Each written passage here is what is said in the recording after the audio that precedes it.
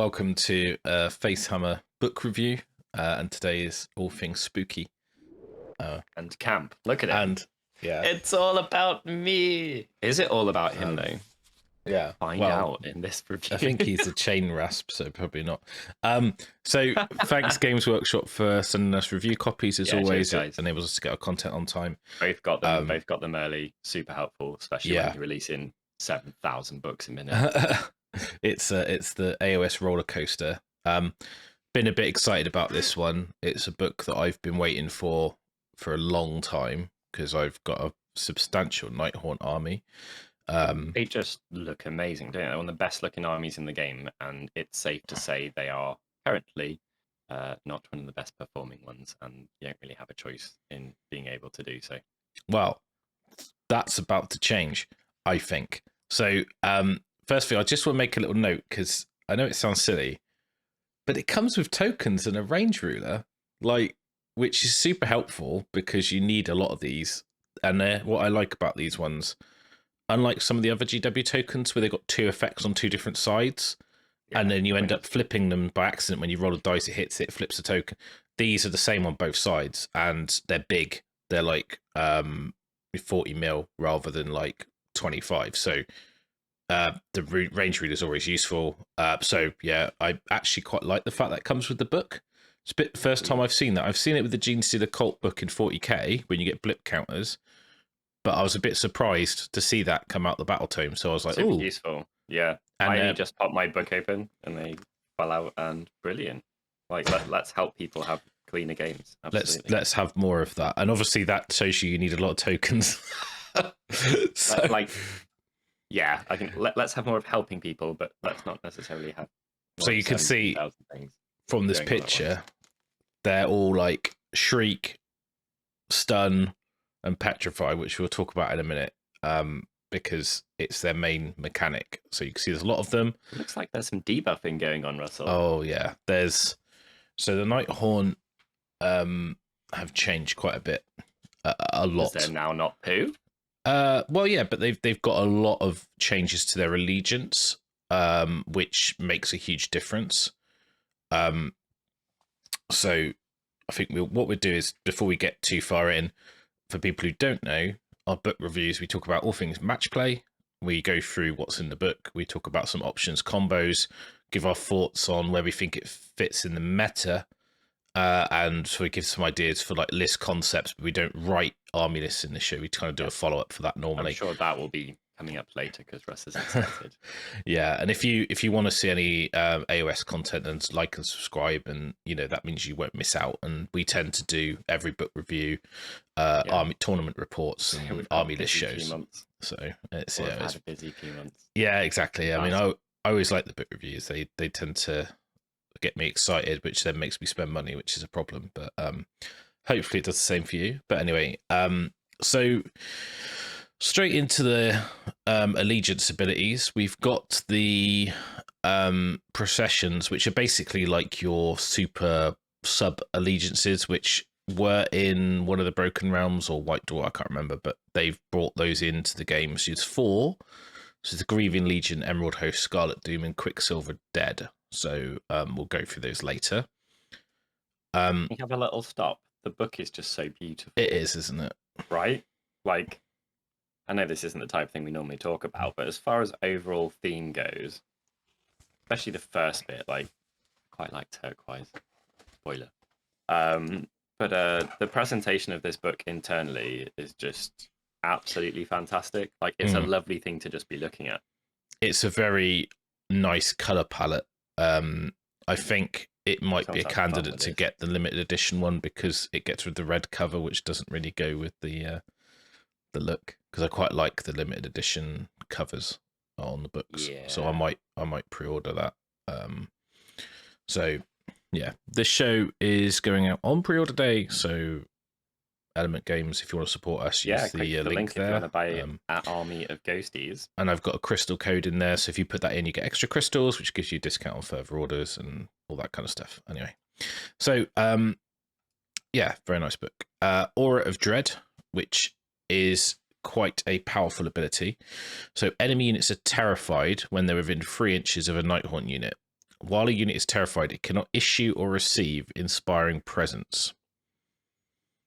So if you fight something in combat, they're going to be taking battle shock tests because they can't just go, oh, inspire and not take one. I mean, that's a big deal. It's a massive deal.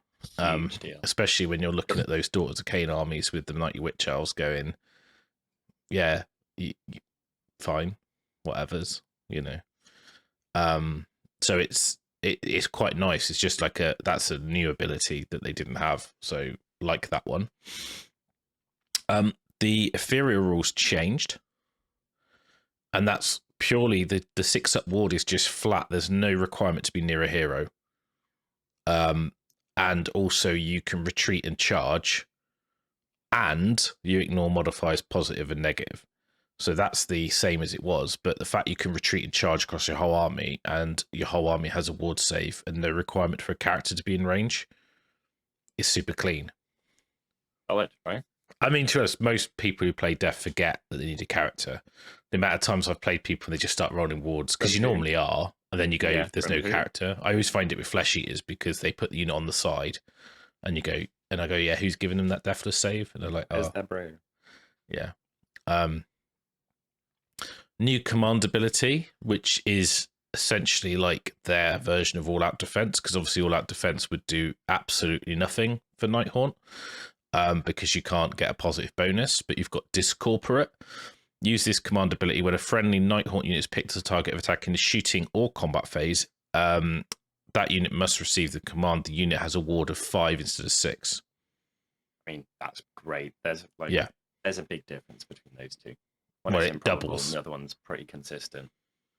Yeah. And so like already we've got can't use inspiring presence. They can retreat and charge.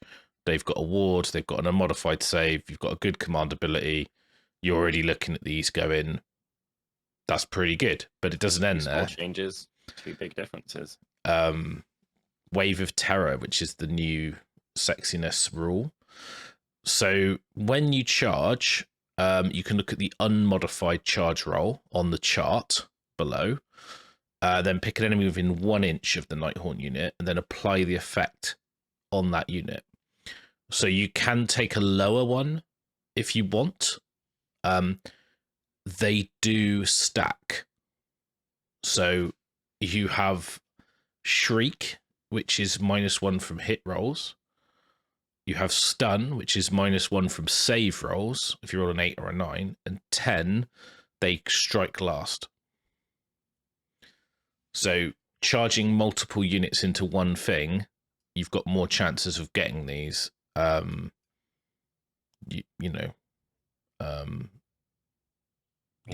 all good. I mean, this is all nuts. I mean, even if you charge 3 units and go, oh, your mine's 3 to hit now. Yeah, and let's not forget they've got retreat and charge as an army-wide rule. So you could just retreat, then charge back in, and then go, well, that's the effect applied again. Is that too good? Like, that's insane, right? That's an underrated ability in the game already, and I love it. Like, is that problematically good, do you think? Obviously, they're not the world's most resilient army. You spoke about 5-up ward, but generally, they're ghosts. Yeah, but they are the weird Nighthaunt. They can spike saves and feel the most resilient thing in the world, or you can just roll below average and they just die. It really depends on your opponent. I guess it's probably worth touching on what the ignoring modifiers means. Like, if you turn up and you're playing against Nurgle don't have rend, and they just hit you with a load of crap anyway. Nah, not that different. If you rock up against Gargants or Kragnos or anyone like rend 2 and higher, especially rend 3 and higher, because they just expect their attacks to get through. Yeah, they tend to be a lower quantity of higher quality attacks. So if you're stopping, 2 out of 4 damage 4 attacks, that's quite a big deal. So there's going to be a real swing to the armies that you are better off against and, fairly similar against comparatively.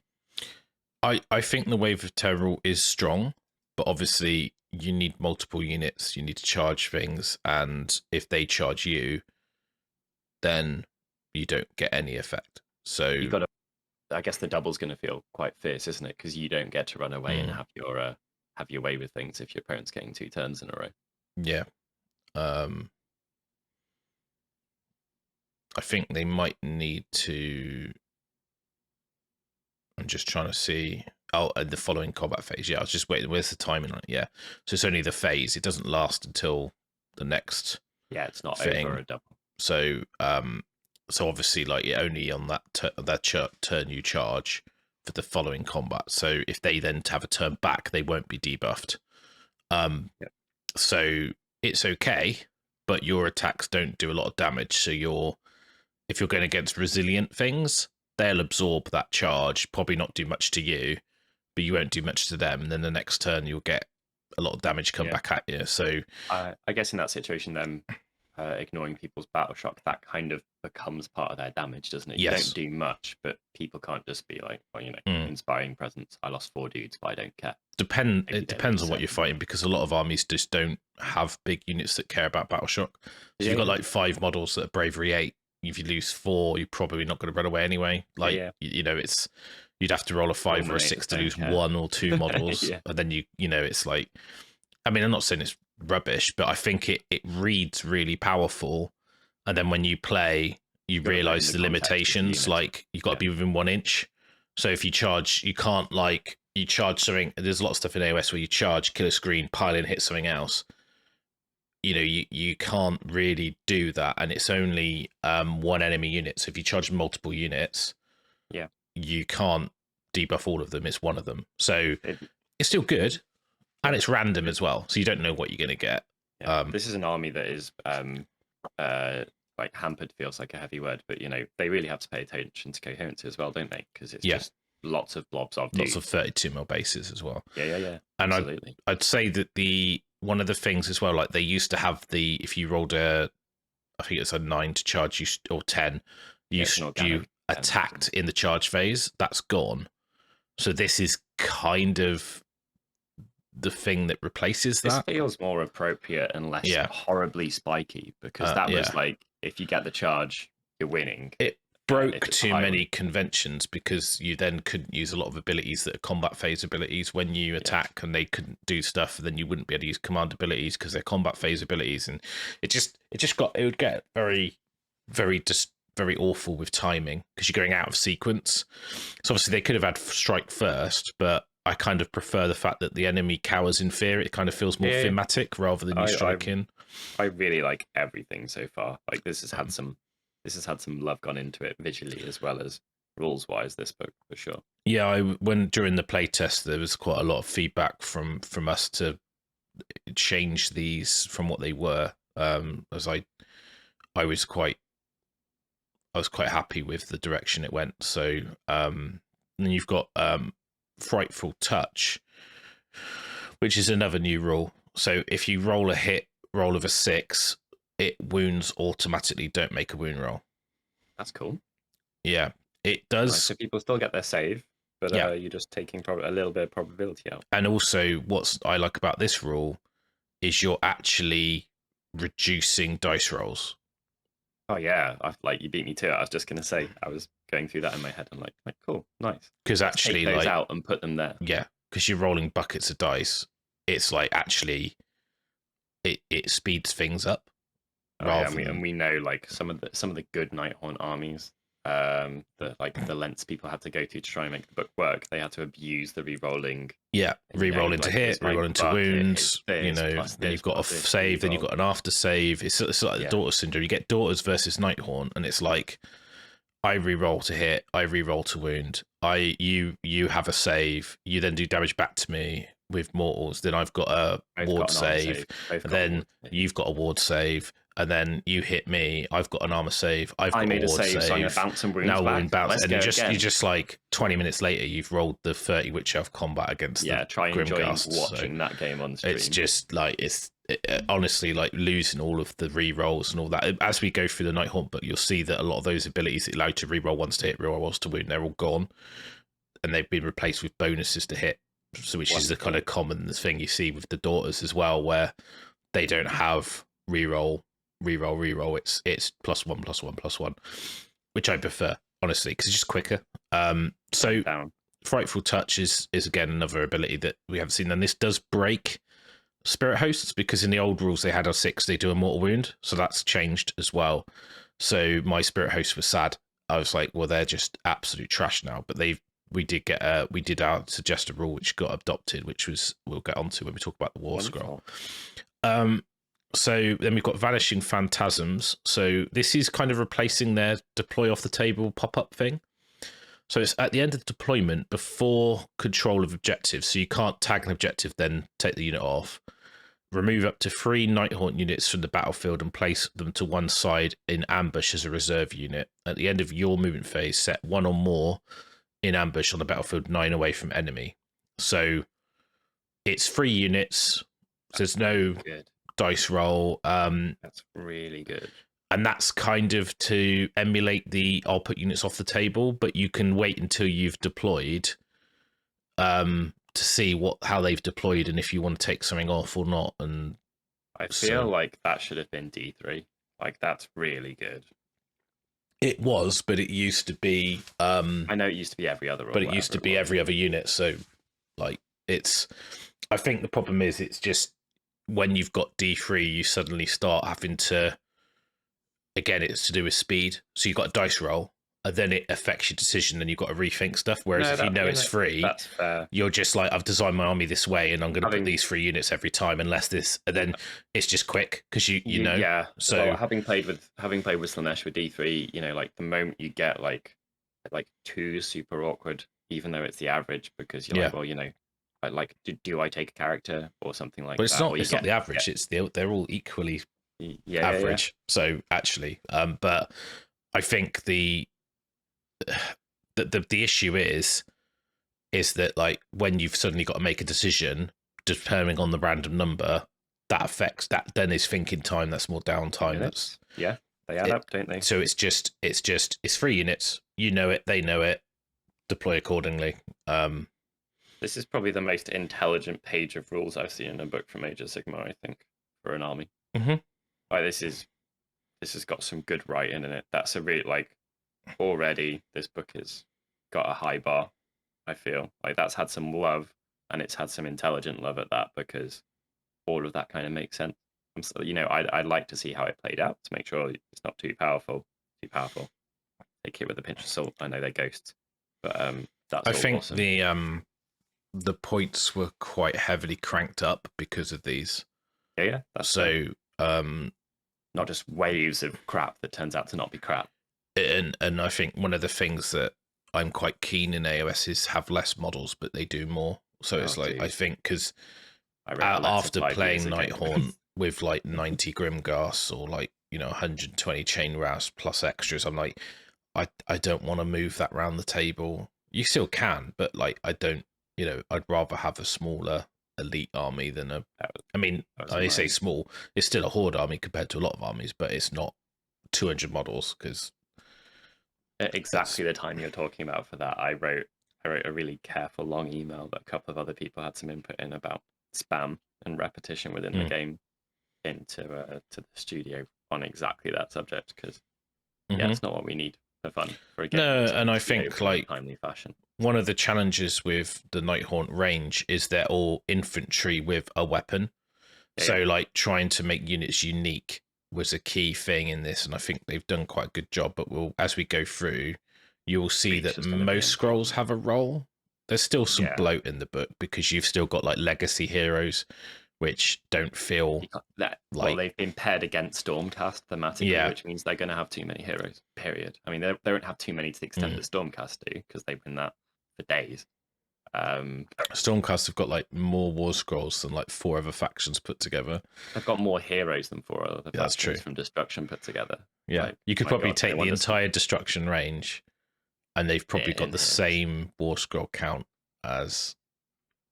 Maybe that'd be interesting. Someone could count and let us know in the comments. 80 something. I would not be surprised, because it's only thanks to like Warcry war bands that they'd even. Yeah. Chaos are okay because they've got all those legacy stuff. So I mean, Chaos is. I mean, like Blades of Khorne, just heroes. Yeah. So the one thing that I will mention that's gone which was a key tactic that people used, was the command ability to do the spectral recall, where you pick a unit up and you put it across the table. So that's actually quite a big deal in terms of maneuverability, and obviously you've lost. You're planning at the start of the game.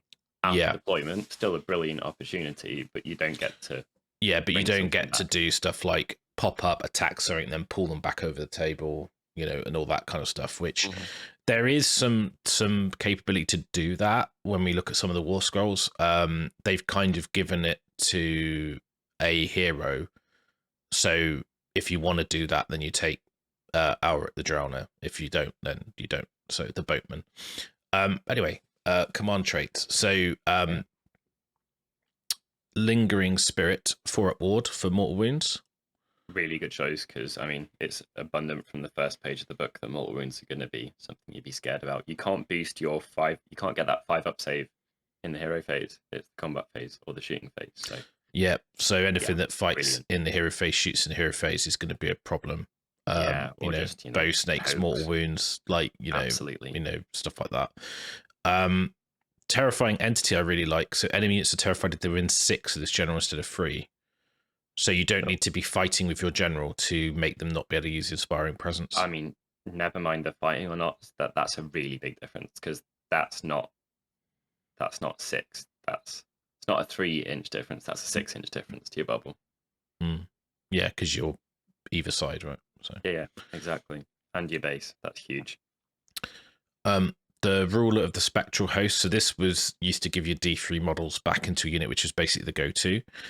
So this is now once per battle. You take a friendly NIGHTHAUNT summoner unit that's been destroyed. You roll a dice on a 4+. You get a half the unit back added to your army setup, wholly within 12 of the general free from enemy. So it's good, but it's once per game and it's a 4+. So yeah, if it was a 3+, I'd feel differently about that. I don't. It's still very powerful. Yeah, it's still powerful. The larger the unit you have, the more powerful it is, or the more effect on the board the unit is that you're talking about. Because if you have like 20 Blade Geist Revenants or something, and then you bring 10 back within 3 inches, I'm gonna say that's an then they charge. Sentence, it's right? like, because you don't need probability to make that charge. No. 1 in 36 to not make that charge.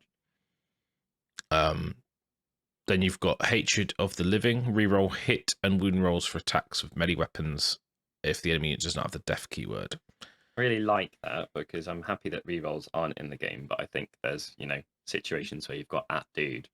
I'm absolutely happy for them to be back in. That's cool. Themed, I don't think it's a bit of a theme choice, but 95% of the armies aren't death, so that's a good. Well, at the moment, I think these would be quite popular. In 6 months, once people have painted an army, I know you could get NIGHTHAUNT really quickly. They're going to be the most common prospect for a badly painted army in the game, for sure. At least some models at that. So you got the Spiteful Spirit. At the end of the combat phase, if he was allocated any wounds that were not negated, you could roll a number of dice equal to the wounds characteristic of the general. For each 4+ enemy units within 6 take a mortal wound. So I just don't like it, because if you're dead, then yeah, and you don't have many wounds on your characters, right? No.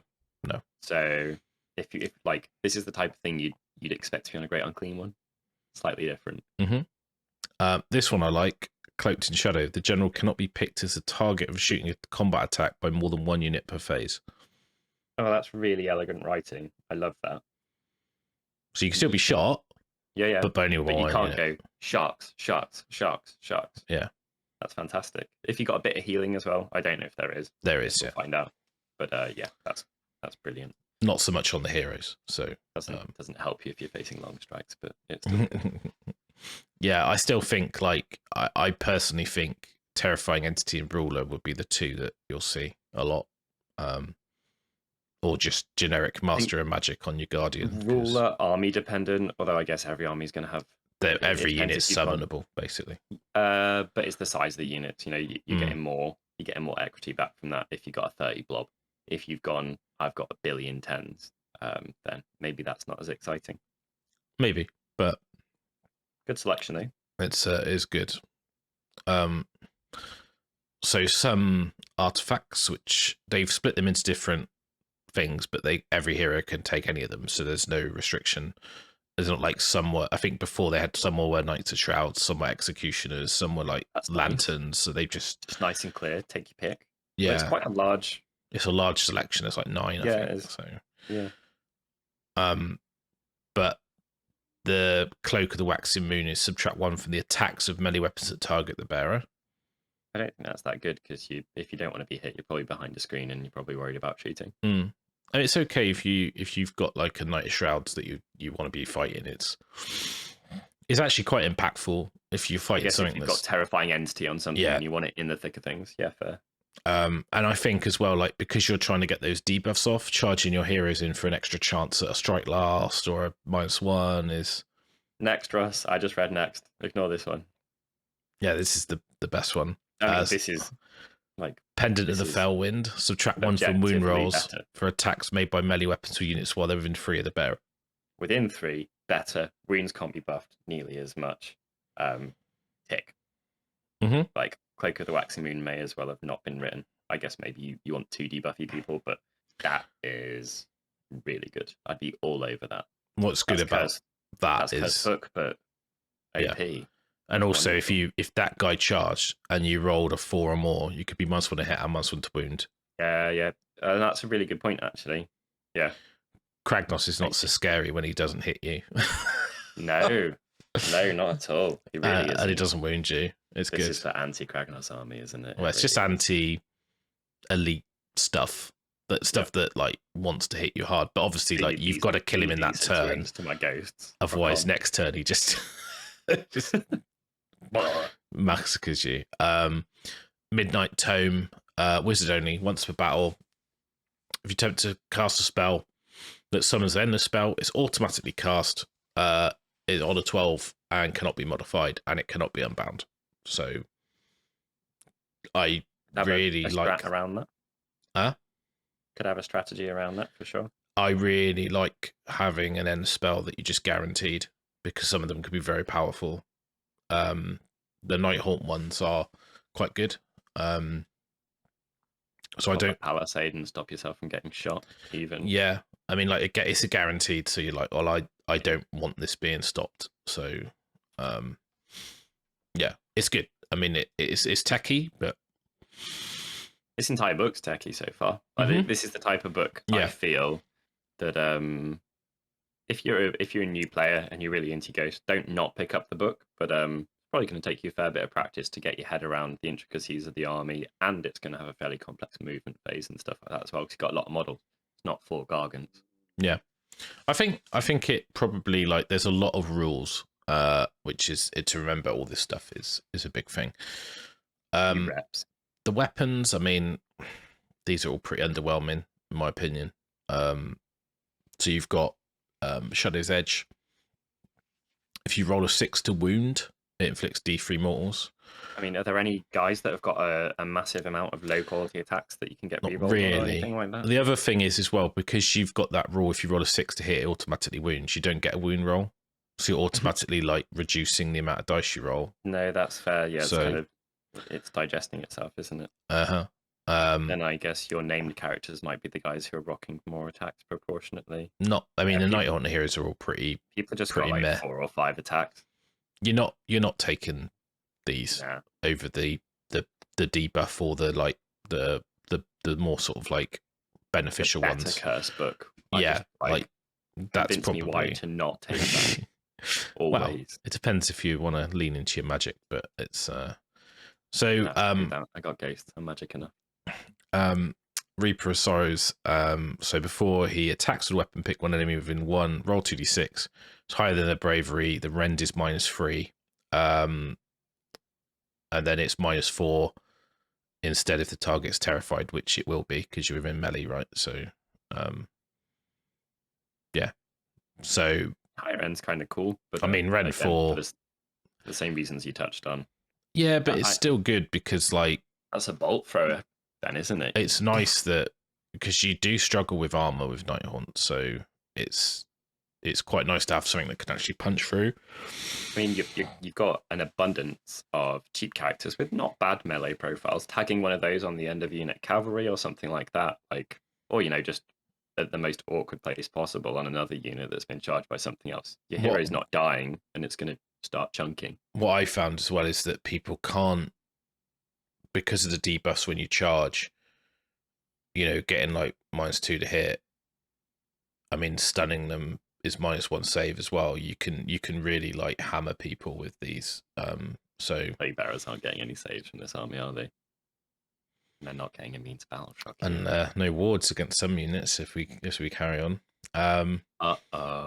So Slitter, when your Baron fights the first time, before you pile in, pick an enemy model within 1.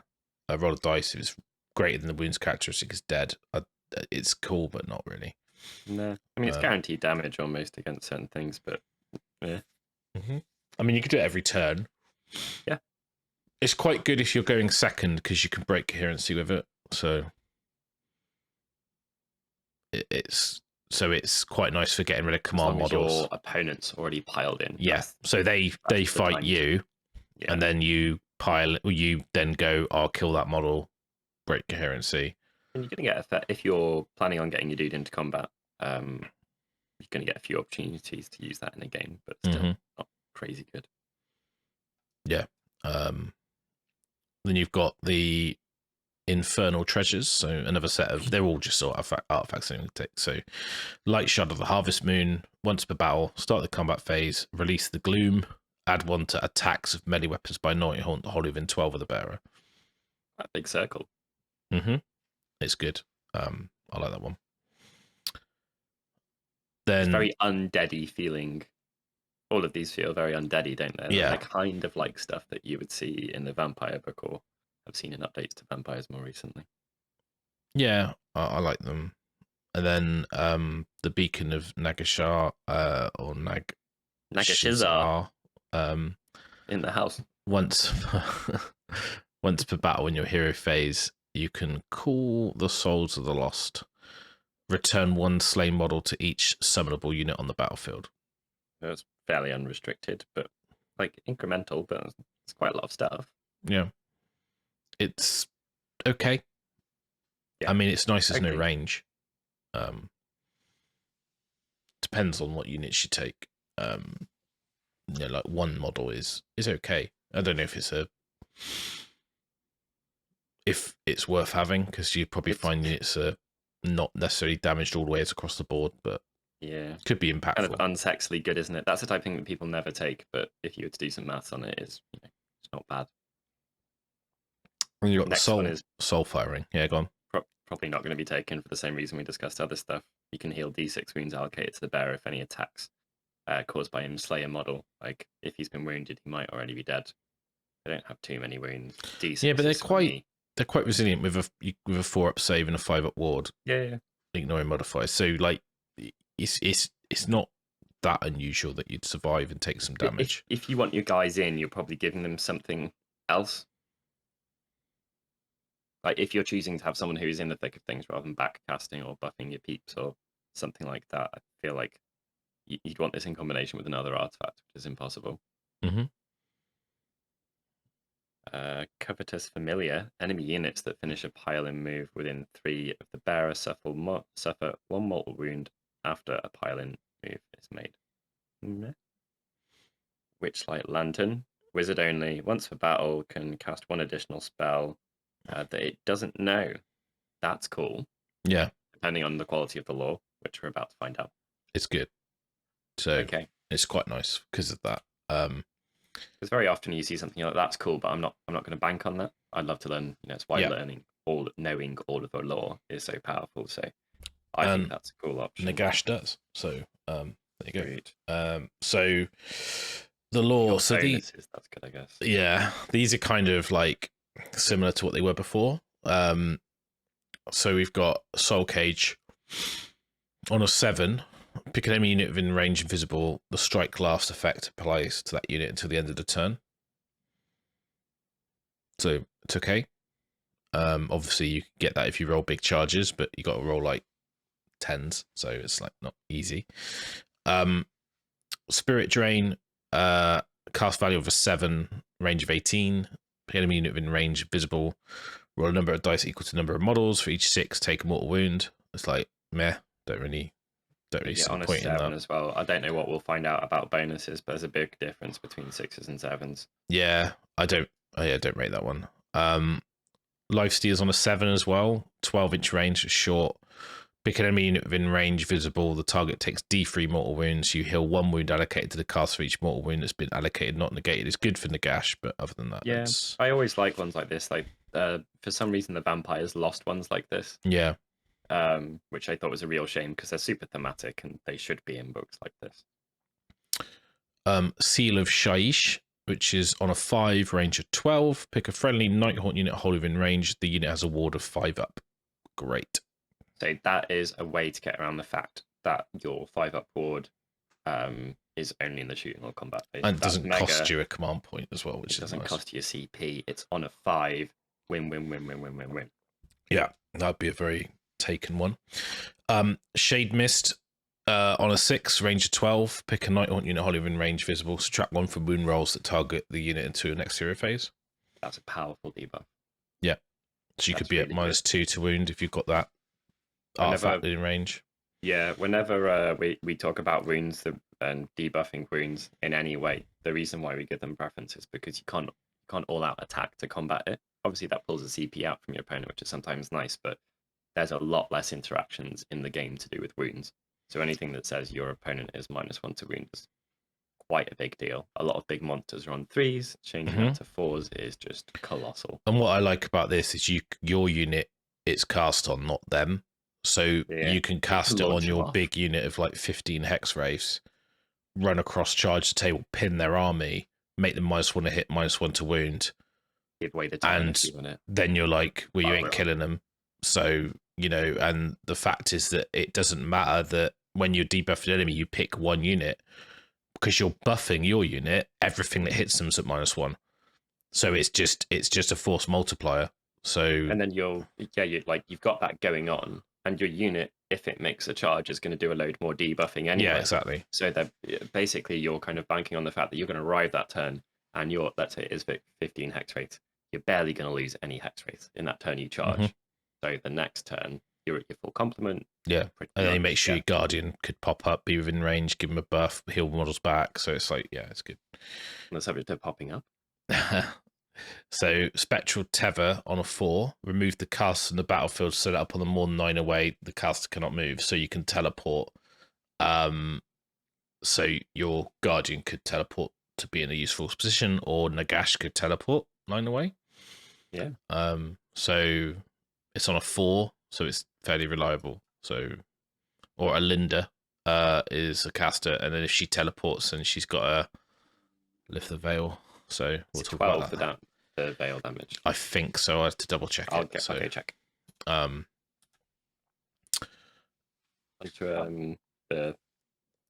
So good. I think it's quite a good lore. There's some smeg in there, but the last 3 are really good. And you know, strike last effect. Alinda, yes, it's good. Yeah. So you could teleport, then use her ability. So I like that. We got the legions. So there's only 4 of these. Yeah, me too. Yeah, but I'm down. Thumbs up. So you got the Grieving Legion. Enemy units cannot retreat when they're within 3 inches of a Grieving Legion units with 10 or more models. I get why this is thematic, but I'm not sure if I approve of things like this being in the game. Like, that's the type of thing that's been got rid of generally, army-wide. Obviously, 10 or more models, like, that's extremely powerful. That takes away tactics from your opponent, and you're not going to struggle to grind away at stuff. I mean, I think you don't have massive units generally in Nighthaunt because you want to be MSU. So if you have a unit of over 10 models, they probably, after you've had fight combats, you probably won't be more than 10. So I don't think it's quite as powerful as you think it is. I don't know, we just spoke about the hex race. I can see that working. It's not pick a unit either. It's enemy units within 3 period. Yeah. So, I know it's good, but like the more stuff you fight to pin, the more chance you've got to be in less than 10. So it's like, it's good, but not, I don't think it's as powerful as you think it is. I think. I mean, don't get me wrong. I'd take something like this all day. I love being within 3 of something that can't hit me because it's. But really they can pile in. Can reach me with one guy and stuff like that. And yeah. They can still pile in. It doesn't stop you piling in. So. Yeah. But, which I think is way more powerful than. Yeah. Oh yeah, I've been playing with Sloppity. I know about that stuff. Still good, but yeah, it's great. Do these affect what's your battle line, by the way? I don't think the Grieving Legion does. I think the Scarlet Host does. Scarlet Doom and Quicksilver dead. Yeah. So which is Blade Ghost Revenants and Dreadscythe Harridans. That's it. I like that it's not filled with that. I'm down. Okay. This book is both complex and simple at the same time. Yeah, it is a lot of rules in this. So then you've got the Emerald Host, which I think is quite good. So after armies have been set up, before the first battle round begins, pick D3+1 different enemy units on the battlefield is a keyword. Well, at the end of each battle round, roll a dice for each unit you picked. On a 2+, it takes D3 mortal wounds. If it's a monster, it takes D3+1 mortal wounds. So the key bit is it has to be on the battlefield. So if they've got stuff that can deploy off the table, you can't target them. That's a patient player's badass host, though, isn't it? That's great. I just like the idea it puts like a clock on you. Yeah, like you're gonna die at some point in the game, probably. Dude, there's so many small heroes. Gladiatrixes feel nice about their 6 wounds for no good reason for 90 points, don't they? And then people start having to use their heroic actions to heal rather than do other stuff. So it starts to force. I think it kind of puts your opponent under pressure. Oh, you're going to pull CPs out your opponent so fast, aren't you? Because they're already going to be trying to counter their -1 to hit or stuff like that. And then you're going to have. Speaking of CPs, we'll talk about Kurdos in a minute, but then you've got. I like the fact it's forcing you to start using your spells to heal or your prayers to heal rather than to do debuffs, heroic actions. Because if you target key heroes with that, I mean, like if you play against someone who's got like 3 or 4 key buff heroes, you could just target those. And like even like say you play against like Idnef, and you just pick like the 2 kings and it's like the blue scribes or something, which is just like I get to do a spell for lols. I'm a key piece in a Legion army. Skink priests. Yeah, skink priests every day of the week. 4 wounds. Yeah, absolutely. Just tick, tick, tick, tick, tick. I like that. I think it's very strong. And even like if you play against Marathi, you can pick Marathi. Maybe Marathi. You could pick both if you really want to make sure. But I think you could. Well, D3+1 is. I like the reason I exclaimed it. Yeah. The reason I exclaimed at that's really good writing because D3s are incredibly swingy. That's a. Yeah, I think that was our suggestion that they had a flat number, so it's not just at least 2 is a very big difference from 1 to 3. Yeah, that's brilliant. Scarlet Doom. So after a friendly Scarlet Doom Blade Geist Revenant unit makes a charge, pick 1 enemy unit within 1 inch. Roll a number of dice equal to the number of models in the charging unit. For each 5+, they take a mortal wound. Yeah. So one enemy unit within 1 inch, not one enemy model. Yeah. Yeah. Yeah. I mean, that's great. Because you can tag something and just be like, I want a chance of killing. It's basically like the eel blow up thing. Exactly. But not as powerful, but on all your blade guys, which are battle line. Fairly well measured, absolutely. Oh, that's a cool army, isn't it? The only issue you've got with Blade Geist Revenants is the reach and the base size that I was just going to ask. You don't want to have big spammy units because they can't fight very well. And the coherency is an issue. This is a chance for you to get like 2 or 3 wounds through on your 10s, isn't it? It's not for taking a 30 blob and, well, I don't even know if you can. Yourself more than you're helping yourself. Yeah, I don't think you'd probably take them in 30s. Never. Because you want to have MSU with Nighthaunt. I still think you're better off taking them in minimum size, really. It's always the issue where you're like, do I take lots of small units or do I take big chunky units? But then the big chunky units are unwieldy, but they don't get wiped out, and then I can rally and I can heal them. So it's like you kind of have that choice to make. Yeah, I could see yourself picking probably it'd have to be a fast unit. So I guess hex rates or something like that. Picking a chunk, Mhm. and that's that's your anvil, and it just arrives there and lasts for longer than people think it should. Maybe debuff it with what we've been talking about or something like that. And then you have your little annoying knobheads running around making someone's life miserable with the rest of it. And this one I think is super good. Artisans of Harrowing Death. Ward rolls cannot be made by attacks made by Dreadscythe Harridans. Yeah, I mean, it's just a great option. I'm fine with stuff like that existing. I like when it was in Bone Splitters and things like that. It's a cool way to keep people honest, and often they're the elite armies that maybe you're just not getting through so much unless you do mortals or something. Yeah, I like the fact it's like Nurgle will hate anyone who's playing Quicksilver Dead, because they don't have good armor. Their wards won't work. They're just going to shred you. I've just jumped to their war scroll as well. They got some interesting stuff going on. Yeah. Subtract 1 from wound rolls for attacks made by enemy units within 3 of this unit if it made a charge. That's brilliant. I've already spoken loads about that type of thing. It's great. And add 1 to hit and wound rolls for attacks made by melee weapons by this unit if it's within 6 of any units that have had wounds allocated to them, not that phase, or have had enemy models slain in that turn. So, you could have dinked something with Arcane Bolt. So it's the same as the Sharks. They get a bonus if they fight wounded things, basically. Wicked. So, is that I think I'd take all of those, right? As a place for all of those. No, lol, would never consider. Each of them's quite different. Got 2 that affect your battle line, and it's not on crazy good units that are spam. You wouldn't see 30 blobs of any of these things appearing anywhere.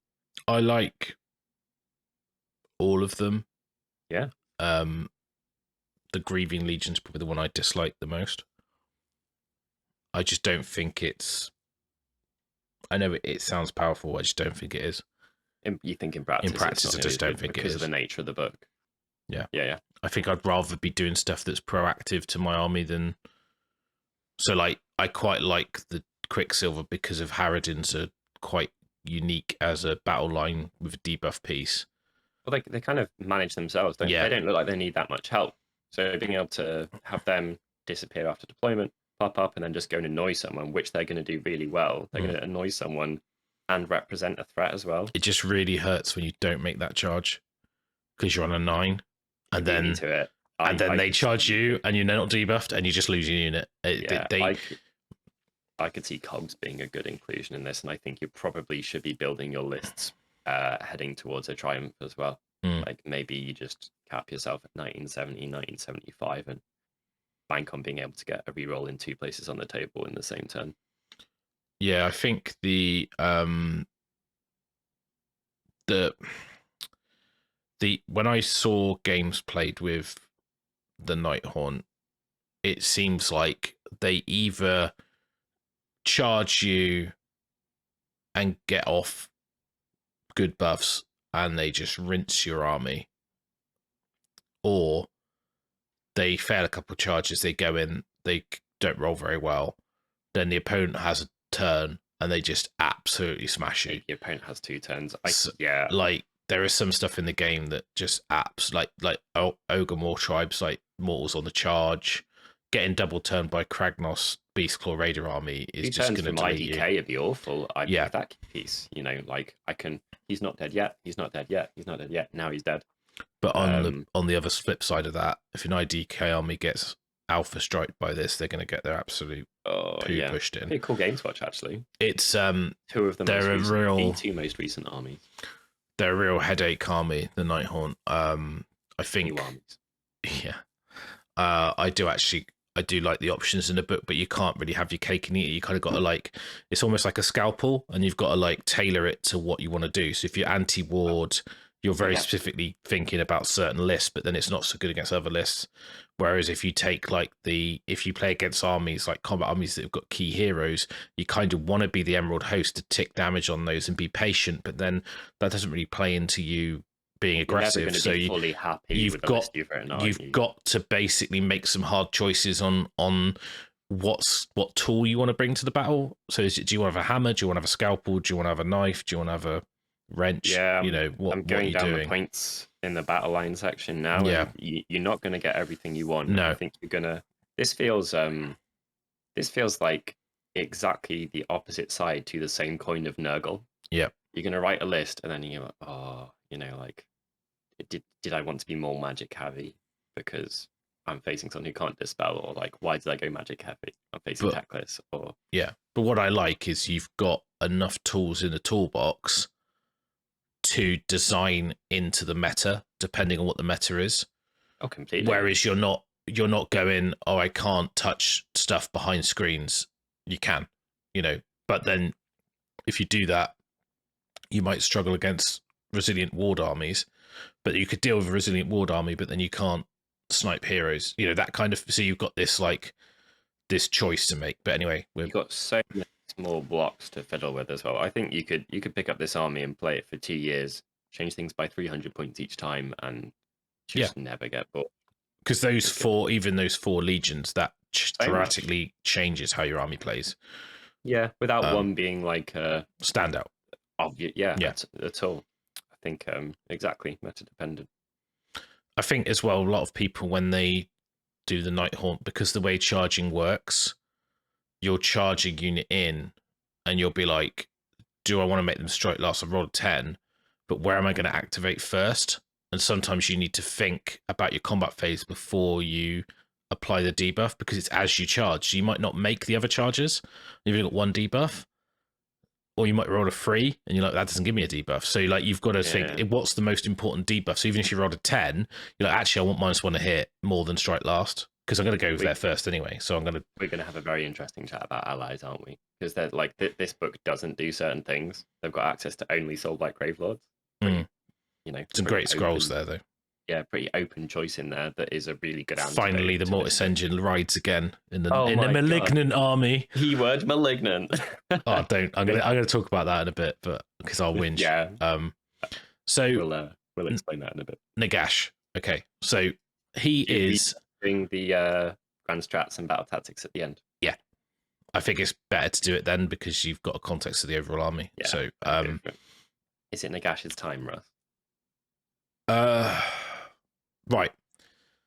So this is the war scroll that was out at Christmas in the update, which then broke OBR army and Soulblight to an extent, because the way that he's written is he keys into the allegiance abilities of those books, and because they've added the War Master rule, which says that he can't use their allegiance, it broke him in terms of a lot of the stuff he could have done, in like getting the Petrifix Elite buff, generating Relentless Discipline, all of that in OBR. So I'm not going to go over that again. We did a show on it. You could check it out. But this is the same scroll, I believe, which is why it was that, because this is the one in the Nighthaunt book, which is going to be the current one. So I think they released it early. But basically, this is the scroll that's in all the books now. So this is the one. So he's not awful. I think he's good in Nighthaunt. He's very expensive, but he's 955 points. Again, the points on him will change up and down 10, 15 at a time. We don't know why, but he'd be 975, then he'd be 920, then he'd be 950, then he'd be 960, then he'd be percentage.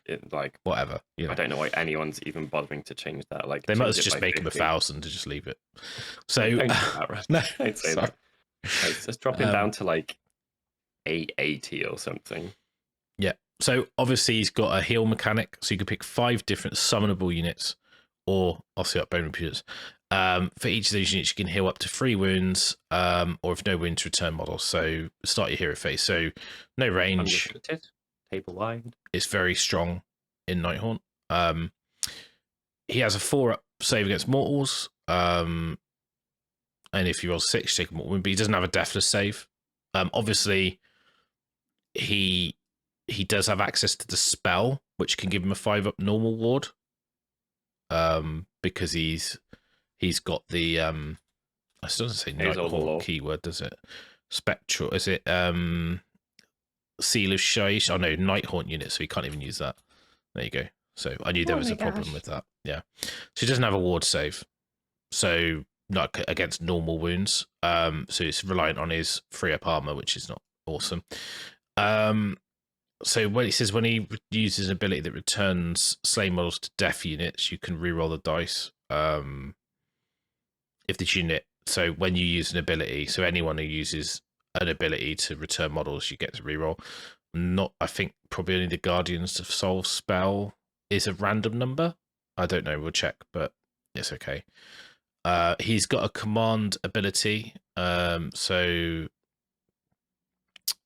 that basically he picks a different death unit, add 1 to ward rolls. So obviously he could cast a spell on a unit, give him a 5-up, then use this +1. So it's only in the combat phase, and send it off. That's but still quite good. Yeah. And Hand of Dust and that. So he's okay. The biggest thing for me is he wounds on a 4+ with his Zephyr Nectar. He's got extra attacks on Anakanash, but 6 attacks. he's like, yeah. I don't think he's very good. Like there shouldn't be a 9 at the start of his points value. Let's face it. I don't think so, but like, I'm biased. Where would you put him? Would you put like is he more like 850? Like, yeah, I mean that still feels. I still think he's. I think he feels like 700. Like he feels like a Kragnos level. He's a wizard with a lot of casts, which you have to account for. I understand that. His lack of save is like, you know, his lack of quality save rather. He's got to save. That's the thing. But I think, yeah, like having run through that, I don't think 880 is like he's literally like 20% overpointed nearly. I think so. A lot. I just wish he was better. And then you know, why doesn't he have a death save? He's the Lord of Death. Like I did. So weird. Just make his ward a normal ward. I mean, that was a 4-up normal ward. You'd be like, do you pop that keyword on him? He's bloody held up by spirit hosts. Well, I think that's the problem. They took the keywords away because what used to happen is when he was in a book, he gained their keyword, which meant everything keyed off. So that means the Legion's keyed. He got the Legion keyword. He got the Legion's abilities, but you don't get any of it. So he doesn't get like the roll of 6 to hit. You do 2, you automatically wound, which would help because he wounds on a 4. So all this stuff doesn't key off. So it's a big difference. It's huge. So he's okay. I don't know. I'm not. There probably is. Yeah, I mean that's the issue. This is a great way to get an army on the table fast, and he's not awful. He's just not fairly or efficiently pointed. I think you're going to be struggling with Nagash. I've played him when the scroll changed, and he just died to a Great and Clean One puke. It was kind of embarrassing. Yeah, absolutely. Free up save. My Deepkin would just laugh because you just shoot him and he's going to die. Right? He's even like because he's got the free up save. It's not. It's a bit embarrassing, but shooting at him, like you've probably got some like 6 or 7 wound heroes who are going to get Lookout Sir and after save and maybe some ability. You're going to have people that cost like 180, 220 points that are more resilient to shooting than this guy. Your army's going to be tiny if you've got him, which is the biggest issue.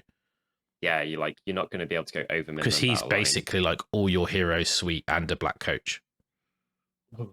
So you end up with just some generic units, and then the units don't have the synergies of the heroes, which is what they give you. If you want Hand of Dust to have a further range, you have to take mirrors. He's over 1,000 points. He's over 50% of your army at that point. You can then take a hero which automatically casts mirrors if you didn't want it being unbound, which is quite powerful. But again, it's so situational. Left? Probably. Yeah. And you just don't have an army, really. Yeah, for sure. Let's maybe Lady Alinda is going to be taken. Yes, I think so. Quite a lot. She's 340. One of the coolest models they have ever done. Let's face it. Apart from how fragile she is, which is the Nighthaunt army that moves across the table like this. She's like this. Yeah, I feel like absolute fits if she breaks. She's meant to be scaring other people. It's such a cool model, though. Yeah, just attach her to a piece of terrain. Don't leave her wobbling around, poor lady. So the biggest thing here is that she's got 7 wounds with a 4-up save, but she's got a 4+ ward. I was just going to say she's had the Celestant Prime treatment, so you may as well read that as 14 wounds for 340 points, guys. Like we're already in a good territory. And the thing is like it's a massive difference because she was so easy to kill. Whoa. Mate, that scroll. Yeah, what's happened? It's amazing. So you have 2 spec casts. She's a War Master, so she's general in addition. Once per battle, start the hero phase. Return D6 models to each friendly summonable Nighthaunt unit on the battlefield. So that's really nice. Models. That isn't wounds. Yeah. Models. Mm-hmm. Oh, I'm sorry. Did you kill 5 of my hex rates in that unit that I just yellowed into your face with debuffs on? Like, here's 4 of them back. Yeah. That's grim. That's really good. Yeah. Like, how, like, that could, you know, that could quite easily be 15 wounds. Yeah, but it's because your whole army as well. So like, yeah, in one place. Yeah. That's horrible. This value. Mortark of Grief. Roll a dice each time an enemy unit issues a command within 12. Sorry. On a 5-up, it's not received. It still counts as being used, and the command point is lost.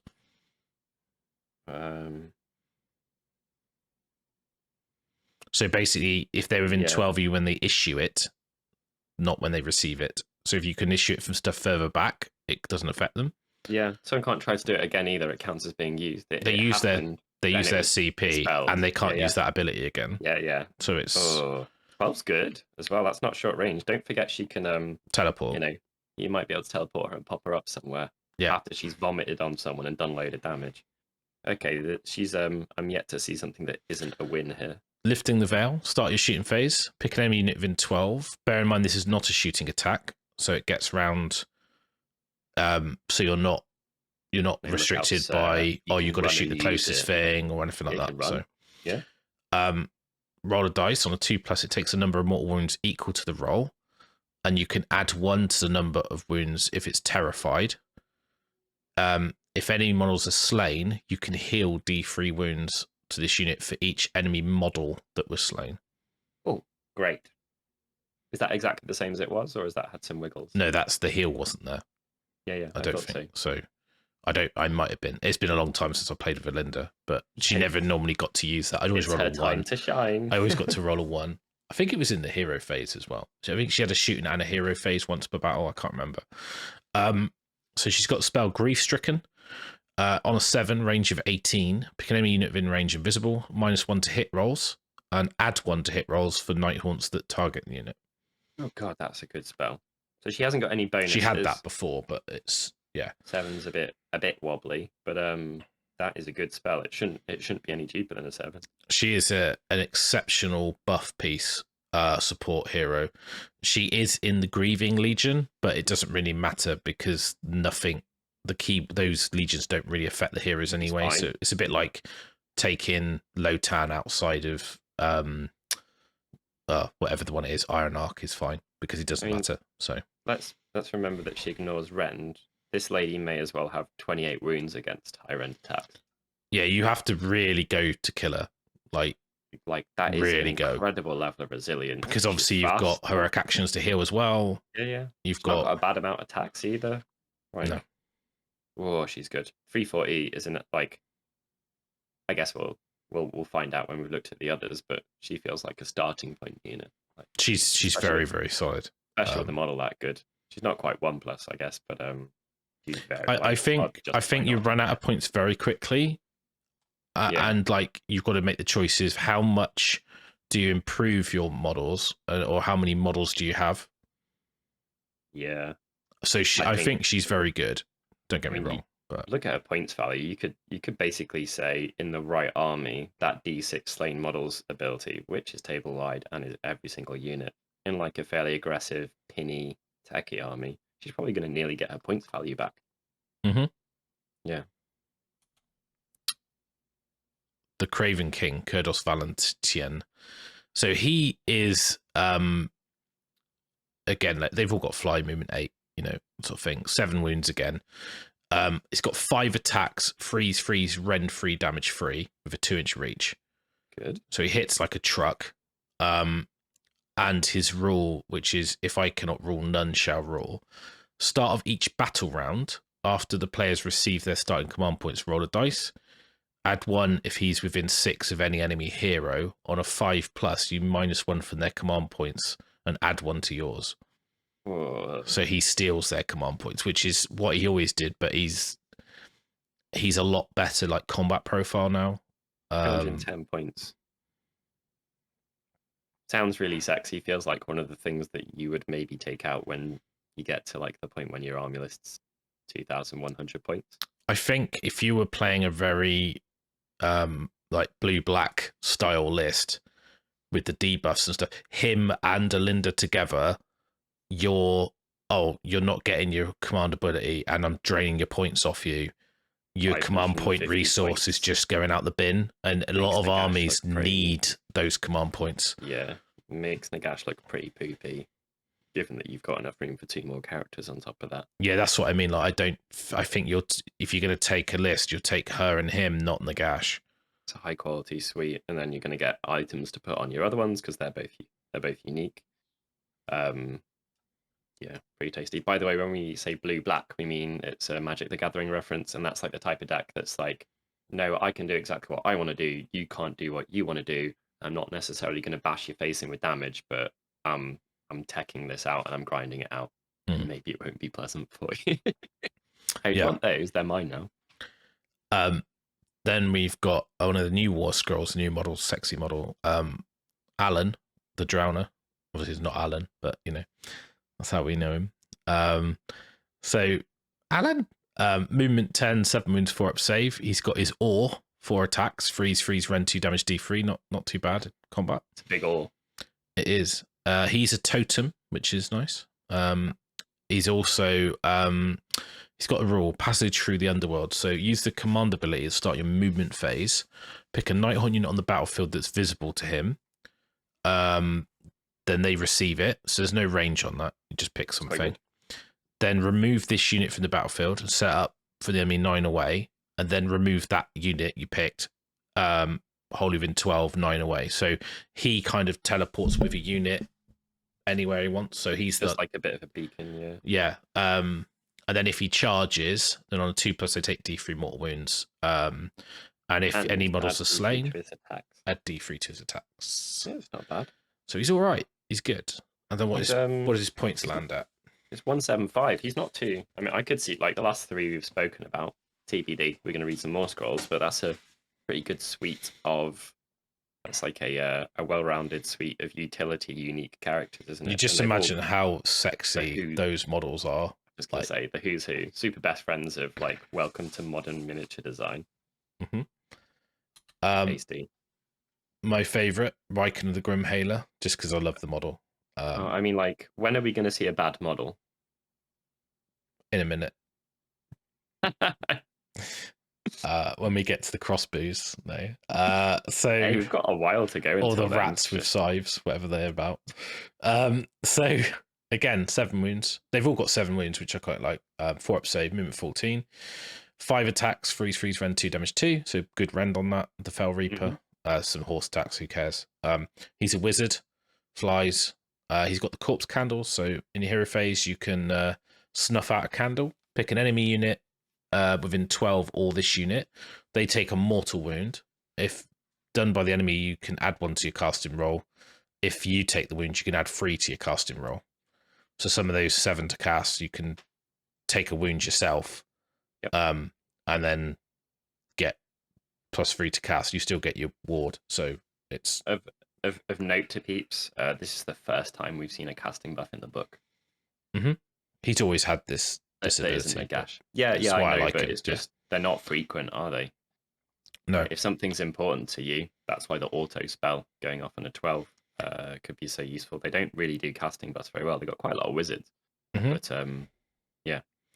He's got Grim Justice, so add 1 to hit and wound rolls for his Fell Reaper if he's targeting a priest or a wizard. It makes him very good at hunting characters. Yeah, he's not slow. No.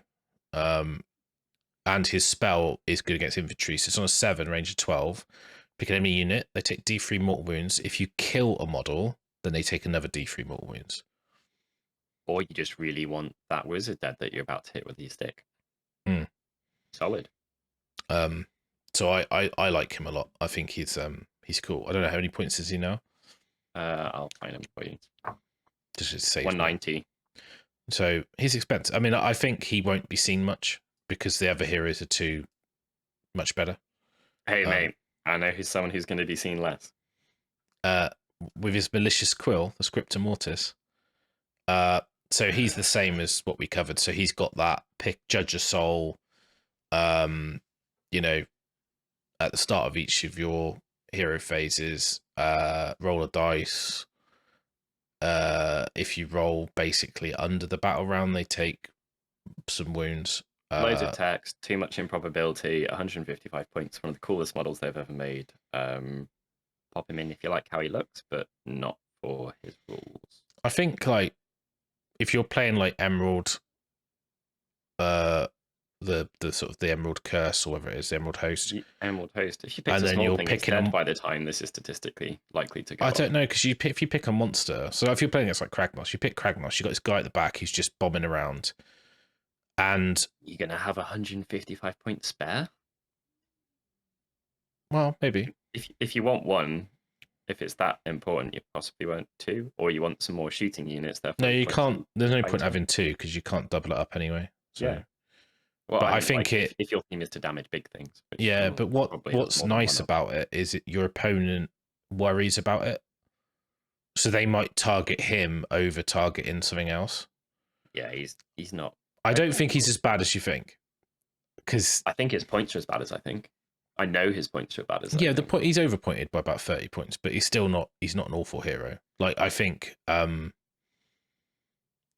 there'll be a time. And also you can bounce your wound off, so he's got a bounce.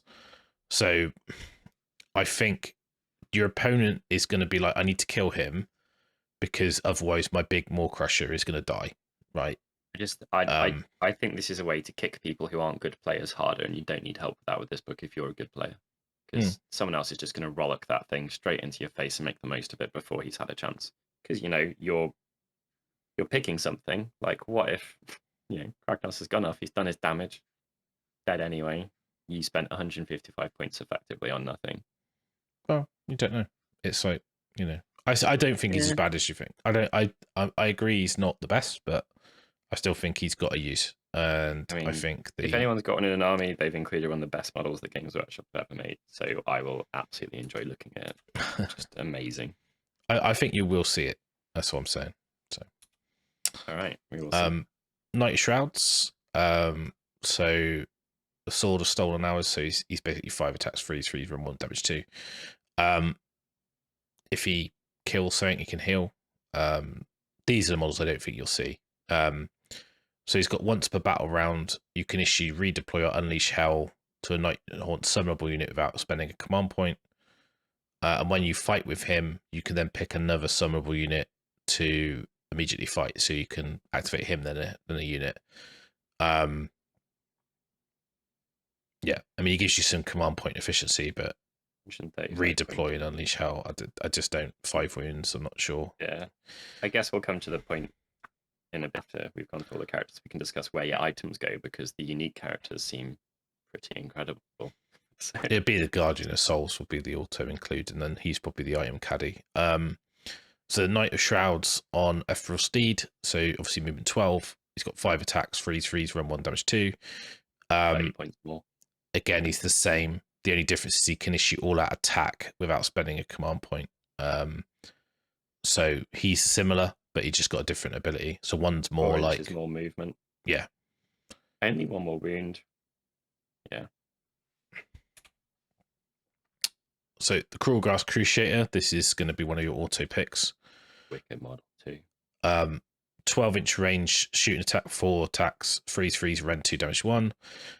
They've changed his ability. So it's now, if this unit's within 12 of any terrified units, subtract 1 from the damage for each successful attack that targets a Nighthaunt unit wholly within 12. Oh, hello.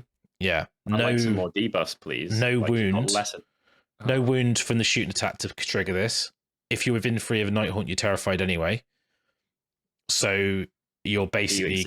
Is this model dead? Is this model within 12 of you, and it's within 12 of the unit fighting you, then it's really good defensively because you can set them up behind something, they charge it. And that's not phase-based either. No. That's, bear in mind, that is as unrestricted as you can get within. And if he's got the -1 to wound debuff item, and he's just within 3 of the front rank, you charge in, you're -1 to wound, you're -1 damage. Hey, this is what I want for 150 points. Yeah, this guy is awesome, and he's a totem as well. So in this army, he's a totem, and he can carry your item nicely. He's not unique. Yeah, he's a great caddy. Then you've got the Dreadblade Harrow, which is, you know, the old extra teleporty general guy that people used to run. Teleport. He looks a bit more early Nighthaunt now, doesn't he? Still a cool model, but they've ratcheted things up. It's weird because they come in a box of 2, and I think they missed a trick not making him like a unit of elite cavalry. Yeah, and everything else like that in the game. Because you've got so many heroes anyway. Like just make them like elite. White Dwarf update, guys, get on it. Anyway, so he's got Phantasmal Discorporation. End of the movement phase, you can remove him from the battlefield, set him up on the battlefield more than 1 from all terrain and objectives, and 9 from all enemy. So you could just move after that. Still move 12 inches after that. End of your movement phase, so you can't move. So yeah, and you can teleport out of combat with that. Tasty. So pretty good. And I quite like this Cursed Loyalty. Once per battle round, if your general issues a command, this unit can issue the same command in the same phase without spending a point, and it must be received. So if you're a different unit, so if you've got the 5-up ward, you go issue the 5-up ward for my general on that unit. He then triggers. You then do that on the other unit, which is why I don't think you'll see Knights of Shrouds, because they have an ability they can use for free, but it's the same. It's just that one. Yeah, it's a specific ability, whereas this guy just duplicates one you want. Obviously, all out defense you're not going to be running because it doesn't do anything, but the ward save, getting that twice, is big. It's also he gets something that you like. Someone could have a really good command ability that's based on their scroll, and he gets to use it. And the good thing is you can use your teleport to make sure you're where you need to be to issue that command. Oh, absolutely. So you can teleport him. I'm going to be going over here. I haven't got a hero nearby, but I'm going to teleport him over there. My general's going to issue this command ability to this unit on the other side of the battlefield. He can then immediately issue it to this unit for free. Wicked board control. It's just really, really useful. And yeah, I think your opponent's going to be prioritizing him, isn't he? 5 wounds, 4-up save. So they're going to try and. But he's hard to. But like I say, like this is the issue you've got, is that which when your opponent plays against Nighthaunt, which hero they're going for, like which. That's why I like the scripter, because he's a protection for your other heroes, because you really don't want them going for the Cruel Grass Cruciator, you don't want them going for the Harrow, whereas you've got a scripter. If they don't get him by turn 3, there's a good chance that in battle round 4 they're going to take 2d6 mortals on a key model if it's still in the game. And if you're not in the game, you're probably winning anyway if you pick the right thing. That's why I like him. It's like this, like it's not an awful thing. I mean, how many points is this guy? As you got 145. So he's, you know, decent points. I think he's cheaper than Knight of Shrouds on Steed. Yeah. I like him a lot. I think he's got a place for me. I think the Knight of Shrouds doesn't really have much of a space in the army now. Yeah, he's a great choice. And Knight of Shrouds on Horsey is 155. He's 145. Slightly less wounds, but way more utility. Still movement 12 as well, which is fine. Yeah. Yeah, solid. All Executioner next. Yeah, so this is a model. Again, you've got this hero saturation. So to try and make all these units viable, he's got a good combat profile, and again, good debuff. Start the combat phase, pick an enemy unit within 3, subtract 1 from win rolls for attacks made by that unit. 140 points. He's got a 5-up ward, which is nice. But the fact you can debuff someone, so you can pick them and they're just -1 to wound. So, and he's another charge that you could get another debuff off with the Wave of Terror rule. You've got your Curse Book equivalent to get that on someone else, though, if they're not a unique character. They stack, though, don't they? So, I know you're only to a maximum -1, but if they've got a bonus to get rid of it, then... Yeah, a few people have. And it can be in a different place, so... Yeah, that's nice. But, like, board-wide, being able to... How many points is he? He's 140, I think. Let me check. 140. Yeah, so he's fairly pricey. Again, like he's probably a fringe character you don't see much. Yeah, it's not bad, but not obvious inclusion. Then you've got the Guardian of Souls. You know, he's a wizard. You get +1 to wound rolls by melee weapons by Nighthaunt units holding within 12, so a good combat buff just for existing. And then his spell is on a 6, range of 24. Pick a friendly Nighthaunt Sumble unit holding within range, heal D6 wounds, or return a number of slain models up to the wound roll. So I think he's generally in every list because you need the healing. That's some solid utility. I mean, him plus a Linda could give someone a horrible time. They, yeah. And getting access to another spell is good. Yeah, why not? And a dispel, like 150 points. Him with teleport. I mean, I like the teleport because you can basically teleport him so his wound debuffs in range, and he didn't have to like be running across the table. Yeah. Because I always found the issue I had with him is that it was really hard to be holding within 12 if you were being aggressive. He's only movement 8. It's fast book, so yeah, it's all comparative, right? Like movement 8 would be fine in other armies. The rest of your army could be well up the table, or have popped up, or a load of other stuff. So still on heroes, which you can see the issue with this book. Yeah. The Spirit of Torment. I used to really like this guy.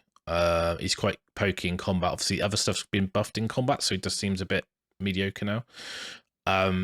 So he's got a captured soul energy, which is at the end of the combat phase, you can pick one Nighthaunt summonable unit holding within 12 and either heal 3 wounds or return slain models up to 3 wounds. You can't benefit more than once per turn. So he's kind of like you used to be able to heal other your heroes with this guy and himself, but you can't anymore because they have to be summonable. So you're in a Nighthaunt army, your heroes are key. You need to protect them, and he doesn't help with that. He's quite good at keeping your units up. Again, you've got he's just a flat. And what I like about him is there's no spell to cast. It just works. Yeah. And it's the end of the combat phase, both yours and theirs. He's also 115 points. You just might not have 130, 155 points spare. No, like and I you think have a slot, and he's if you fit in it. Take a Linda, you might take this guy over a Guardian of Souls because you don't need the spell, and he just does it. And then he does chain off, pun intended, the chain ghasts. So you need a Spirit of Torment to key this off, but you get to another link of the chain, add 1 to hit rolls for attacks made by melee weapons by friendly Nighthaunt units holding within 12 of any units with this ability while a friendly Spirit of Torment is on the battlefield. So your Spirit of Torment needs to be on the battlefield somewhere. And the chain ghasts then give an AoE buff of +1 to hit. They shoot 15 inches. It's Ren 2, damage 1. It only hits on a 4. In this army, so having to not spend one, getting it for free is numerous times in a game is pretty solid. These guys are Battleline 2 and cheap at that. I don't think they are Battleline. Chain ghasts. No, I think chain rasps are, but not chain ghasts. Why have they appeared here? Is Tomb Banshee not a hero? Is it? Yes, it is, but they're here because they come in the box with the Spirit of Torment, I think. So. Okay. Yeah. I believe these are... They did have a 5-up save in the Arena of Shades. They've now gone back to a 4-up. I think that all the 5-up save units that are in the Arena of Shades have all gone to 4s. Yeah. I think that was our... the same. We said about to 95 points for 2. Yeah, I think there was 75 in the other. Yeah, so but they're still good because it's they got shooting attack, guys. If you've got some D3 pokes anywhere on the table, you need some stuff like this to be able to capitalize on it. Plus a 2-inch reach with Ren 2, and so it's good. And then 4s and 3s. It's another charge.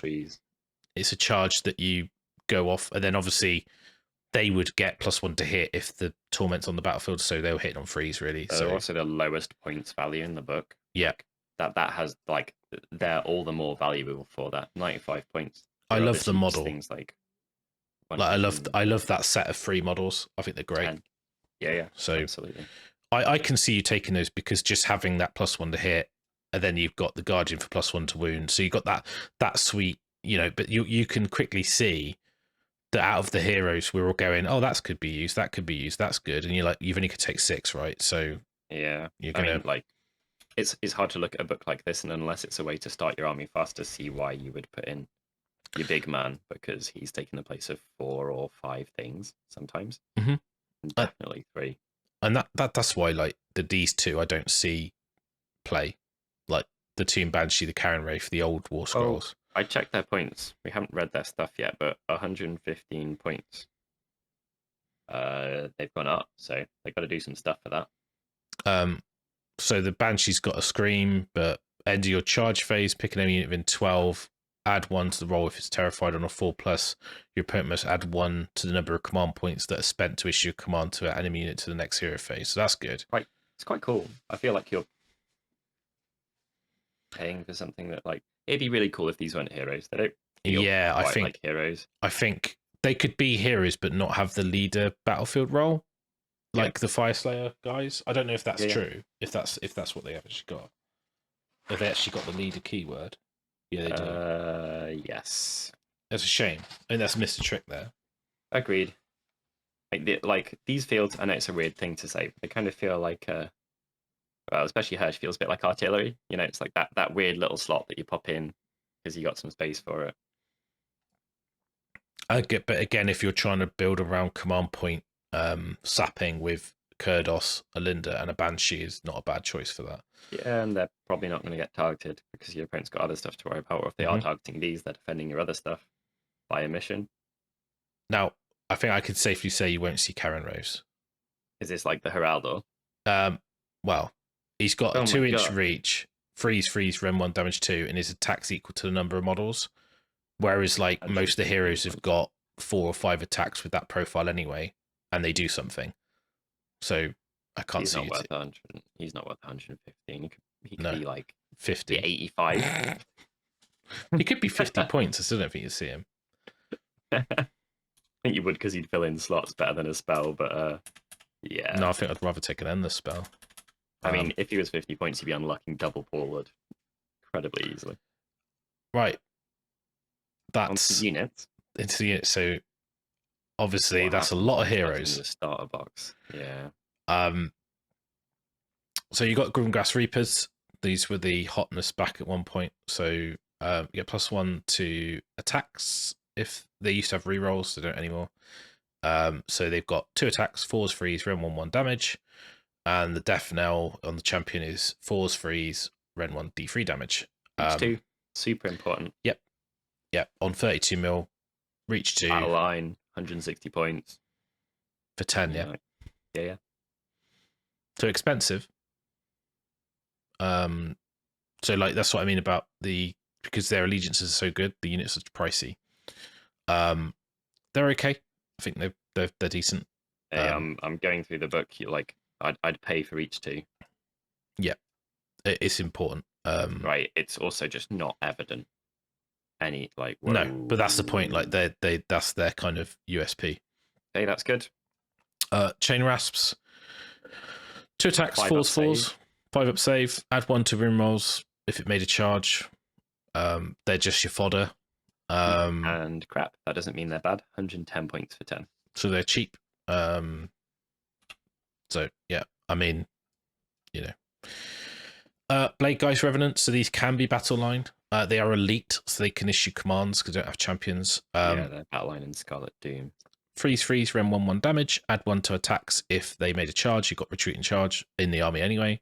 So retreat and charge, do a debuff, get 3 attacks a model. Reach 1, which is the issue. I think they're 170 points, 180. They're not cheap. They're 175. Yeah.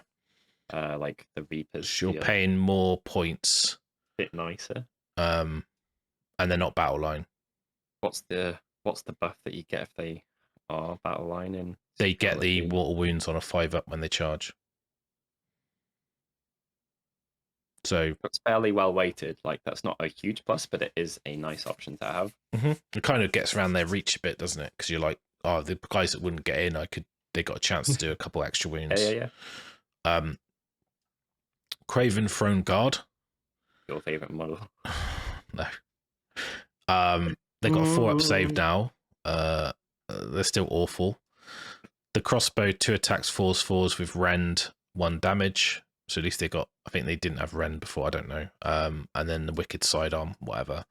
Just take chain gas, guys. Doesn't need line of sight. They don't get cover.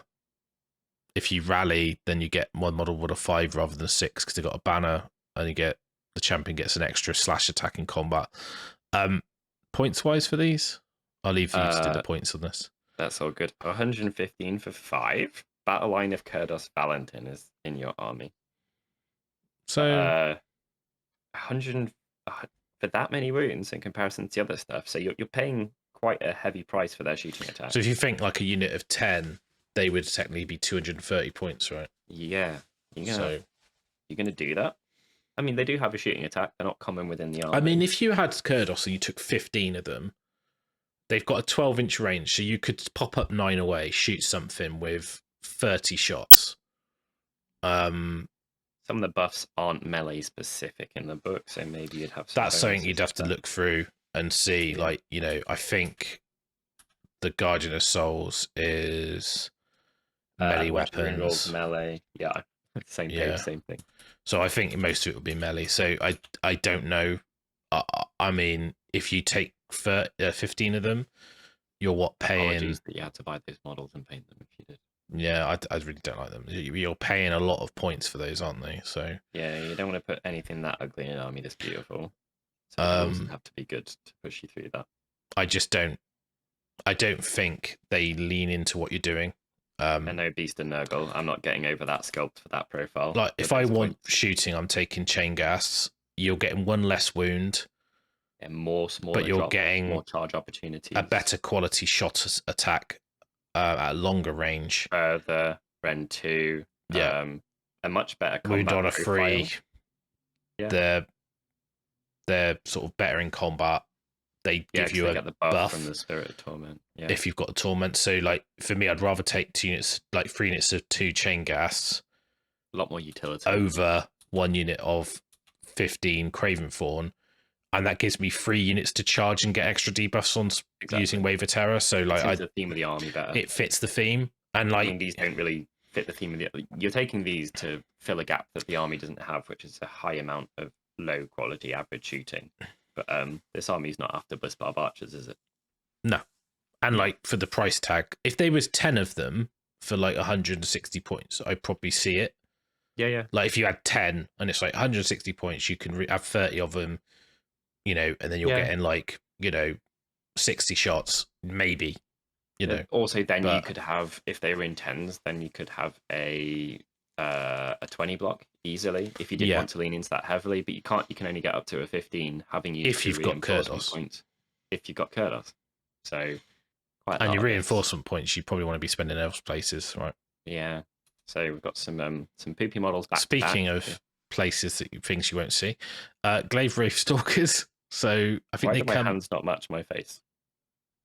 Oh, I don't know. It's just the model. So they're weird one because they're 4 models, right? They came in like a weird box set. One every 4. 1 attack, 4's freeze, 1 rend, 2 damage. Start your first hero phase if it's on the battlefield. So you can't take them off the battlefield and pop up. They've got to be on the table. These are 105 points. Pick an enemy unit to be its prey. If the unit finishes closer, add 3 to charge rolls. You're not going to take these because you're better off for 105 points. Yeah, they're just ridiculous. Like, let's start off justifying that. This should be like a lot of the war bandy things are like 75 points. Yeah, they need to just like do something with these because they're still not. They need a rule that is exciting, or they need to be so cheap that it's they brought out some cool models for something else, and they're definitely a miss for me. I don't think you'll see these. Heraldo. The Spirit Hosts. Now these obviously lost the mortal wounds on 6s. They've got 6 attacks, 4s and 4s. They think they used to be 5s, but you never cared about that anyway. It's got 3 wounds, 4 up save movement, 8. They're elites. They can issue commands. They've got drawn to war. So before you allocate a wound or mortal wound to a friendly NIGHTHAUNT hero, or instead of taking a ward roll for a wound or mortal wound that could be allocated to that hero, if any friendly units with disability within 3 of that hero, you can roll dice on a 3+, you're allocated to this unit instead of the hero and cannot be negated. So these are really good because you can protect your heroes, a Linda with a unit of Spirit Hosts around her, and you can return models to that, and they're 3 wound models. It's a bit cheeky that they're battle line, right? Yeah, I think they always were battle line. So Yeah, but I mean, like, they probably shouldn't be now. But no, yeah. they shouldn't be. Like, that's they're elite, which is normally a solid indication of not being battle line. They got 3 wounds each, which is particularly, if they had 4, obviously they'd have more wounds, but having 3 is quite nice for a load of bring wound back abilities. But I think like if you've got like you're healing, not going to not have a unit of these in an army, are you? no. Right. And yeah, and for people wondering about Nagash, they can't help him because he's not a NIGHTHAUNT hero. But they will protect Alinda. They will protect your other heroes. So I could actually see you running 2 units of 3, maybe 1/6. Yeah, they can stand in front of your heroes. They can stand next to them. And the good thing about Alinda is like once you've lost 2 in the unit, she pops her once per game, D6 back. I've got 6 wounds back in each unit. They can still charge in a conga to give you a debuff, but they're not really there to do that. Yeah, exactly. And if you charge in with a hero, with 3 bases in a line, yeah, they're big, 50 mil. So they're actually really good. You know, battle line. They should like. I don't really know. I don't think it makes a difference because you're gonna have. I don't think it makes too much of a difference, but they just don't feel at all in the context of the rest of the book. I think the only reason I think the elite keyword probably could just not be on there. Like, to be honest, they always were battle line, so you never. You're not going to just take Spirit Host because you're going to need stuff. So and that absorption ability, normally that's on things that aren't battle line because it's kind of they're good. I'd be taking them twice. Yeah, I think so. If you're leaning into keeping your heroes safe and your heroes are so impactful that they're solid. Like your Krulgas Crusader, your Scriptor Mortis as well. Like you could just protect him with those. For days. So play the long game. Take like 3 Scriptors with Spirit Host blobs behind like chain gas, and then just be like, at one point in the game, all your stuff's gonna die. That's a patient man's Emerald Host, isn't it? Yeah.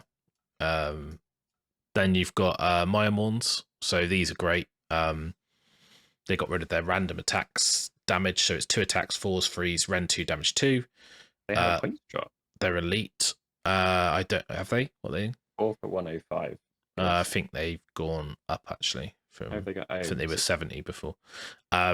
So you get this really cool ability, which is roll 2d6 each time an enemy wizard casts a spell that is not unbound, and chooses the effect of the spell to apply to unit wholly within 12 of this unit, or when an endless spell finishes within 6 of the unit, add 1 to the roll if it's got 3 or more models in the unit.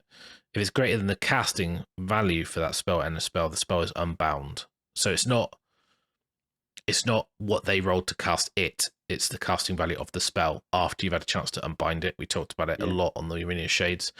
It's a great ability to protect your army from mortal wounds, which, and they're good in combat. You need. Yeah. Not too expensive either. No. That value. A couple units of 4 to give your army magic protection. But like I say, like once you start going, I've got 2 units of Spirit Hosts, I've got 2 units of Banshees, I've got these 5 heroes, you've got no units. So it's like you've got to maybe just have 1 of each. You've got to make those choices, which is what I quite like about the NIGHTHAUNT, because you read their abilities and you go, these are powerful, these are really powerful, these are really good. Then you write an army list and you go, I haven't got any men. Or ladies in terms of these ghosts. So ghosts gendered. That's the question, isn't it? Well, don't have any bits. Well, they do. They got boobs. Everyone's just got. They got corsets on. Maybe they're men in corsets. I don't know. So then we've got Dread Scythe Harridan. So 4 attacks, 4s, no rend, 1 damage. So it looks pretty underwhelming, but you could easily get that to freeze and freeze with your buffs. Then you get +1 to hit and room rolls anyway, if it's within 6 of any models that have wounds allocated. If they are freeze and freeze anyway, regardless, if you do that, which makes the shooting even better because you can shoot, ping a wound or kill model, then go in. And then -1 to wound rolls for attacks made by enemy units within 3 of this unit if this unit charged. So that's just a debuff again. And in Quicksilver Dead, you don't get wards. So and that battle line, 10 of them for 160 points. Probably feels about right. Yeah. Lots of dice, lots of chances to auto wound as well if you're all 6s. So absolutely. If you go into like, I don't know, Nurgle, and you go, right, I'm rolling 10 of them, 40 attacks, 6 is auto wound, 2 like freeze and freeze, and then you don't get wards. It's going to be a Good bit of a thing feel they've got- bad, especially if you Yeah. roll the -1 save stun, because you don't have a save. Like your plague bearers will just disintegrate. It's a good thing they've got their buff, because some of these aren't going to be able to reach quite frequently, given base sizes and running Mhm. reach. So I like that. Yeah. So yeah, I mean, I think they're okay. I think they're the black coach. This is the Right. Is it exciting. time, Russ? It's time. It is time. Finally time. You're going to see it. Yeah. Maybe Okay. even 2. Well, It's a totem. if points allow. 12 wounds, 4 up save. It's not summonable, so you can't heal it. It does have the malignant keyword, so all those abilities that key off that key thing, which is none. I mean, it's really important anyway. It's basically either has a soul reach grasp or a scythe. Okay. So the scythe. So the soul reach grasp is 12-inch range, D3 shots, force freeze, rend 2, damage 2. The scythe is 3, and in melee it's 3-inch reach, 1 attack, force freeze, rend 2, damage 2. Or the scythe is 4 attacks with 1-inch reach, freeze, rend 2, damage 2. I quite like the shoot because it just gives you a bit more reach. Well, no, high quality. Yeah, I like things it. that It's would- 3-inch reach on one of the attacks. It's not awful either. So evocation of death. When this unit is set up for the first time, place a d6 beside it with the 1 facing up. Each time an enemy model is slain or flees within 12 of this unit, increase the value of the dice by 1 to a maximum of 6.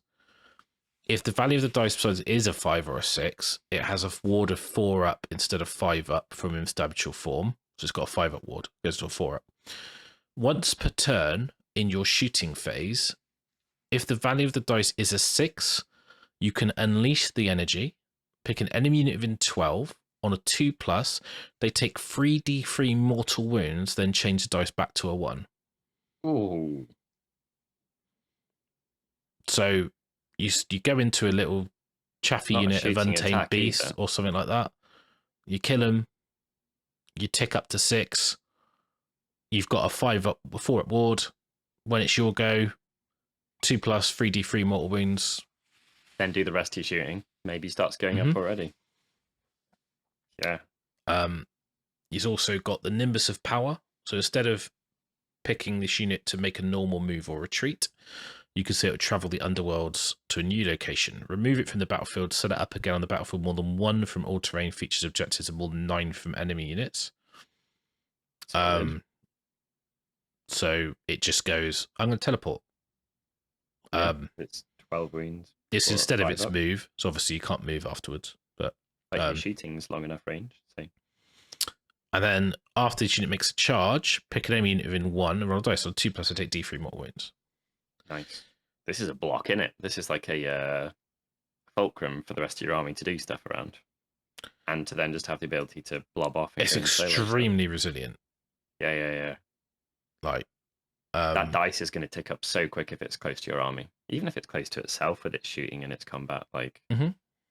go and kill some crap, ping something next turn, kill some crap, ping something next turn. Solid.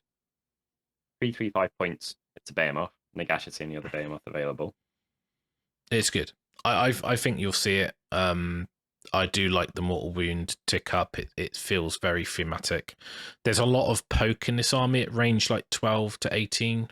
Like you've got spells, you've got the scripter, you've got the black coach powering up, you've got a Linda, you've got lots of ways to do mortal wounds. Even and your shooting's kind of Rykenals. like poking as well. Like the other guys, they got range 15, but it's fairly high quality, so it's probably getting through a bit. High rend, high mortal wounds or high rend, so you can really get into melee and start chipping stuff off people. So it's nice little bits of chip damage. Malignant. Yeah, great. I'm back. Yeah, that's Black Coach. Then we've got the Underworld's Warband, the Briar Queen. So she's a wizard. She is. She's before you allocate a wound or mortal wound, you can basically bounce it onto your Fawns unit. She's got a spell, Howling Vortex, range of 18. Pick a point, roll 2d6. Each enemy unit within 6 of that point, if the roll's greater than their unmodified move, or if the roll is a double, they take a mortal wound and the move characteristic is halved to the next Pharaoh phase. Oh, these things are like half their move turn they're run, or half their move and their charge or something. The move characteristic. Yeah. So 280 points for her and her 6 friends. Which she's got a fairly shooting similarly. attack. Rend free. Yep. Freeze, rend free, damage 1. 3-inch reach whip. 1 attack, freeze, rend 2, damage D3. She's okay. We might see her because that spell's quite powerful. And you get the fawns, so obviously like add 1 to wound roll, maybe melee weapons, maybe charge. So they're basically like chain rasps, basically. 3 attacks each. I think there's 6 of them. Yeah, 4. 280 points. 5 of them. Yeah. Unit size 6. One's Okay. the Briar Queen. Also, our Varkov the Cruel, the Everhanged, and 4 chain rasps. Yeah, just submit as 1. Yeah, so 6 of them, 2 wounds each as well. So that's 12 wounds. Plus her for 280. And then she can bounce. They're summonable, I believe. No, they're not. Okay, yeah, skip. Hex Wraiths, movement 12. Right wounds, to the back because they're 4 too up. old. Yeah. 2 attacks, freeze, rend 1 damage, and hooves. 1-inch reach. People might be forgiven for expecting them to have a 2-inch reach with a great big stick with a flail on the end of it. Yep.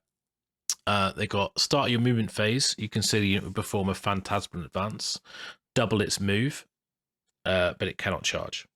Yes, please. So, what's quite nice about stand in the way. that is it's really good when you retreat out, because what you can do is you could charge someone, and then because it's a move characteristic, so when you retreat, you can only use your move. But to suddenly go 24 inches backwards and then go for a rally. Sideways. Yeah. So you could go 24 back, yeah. then in their turn rally, and then go back in again. So they're actually quite good for that.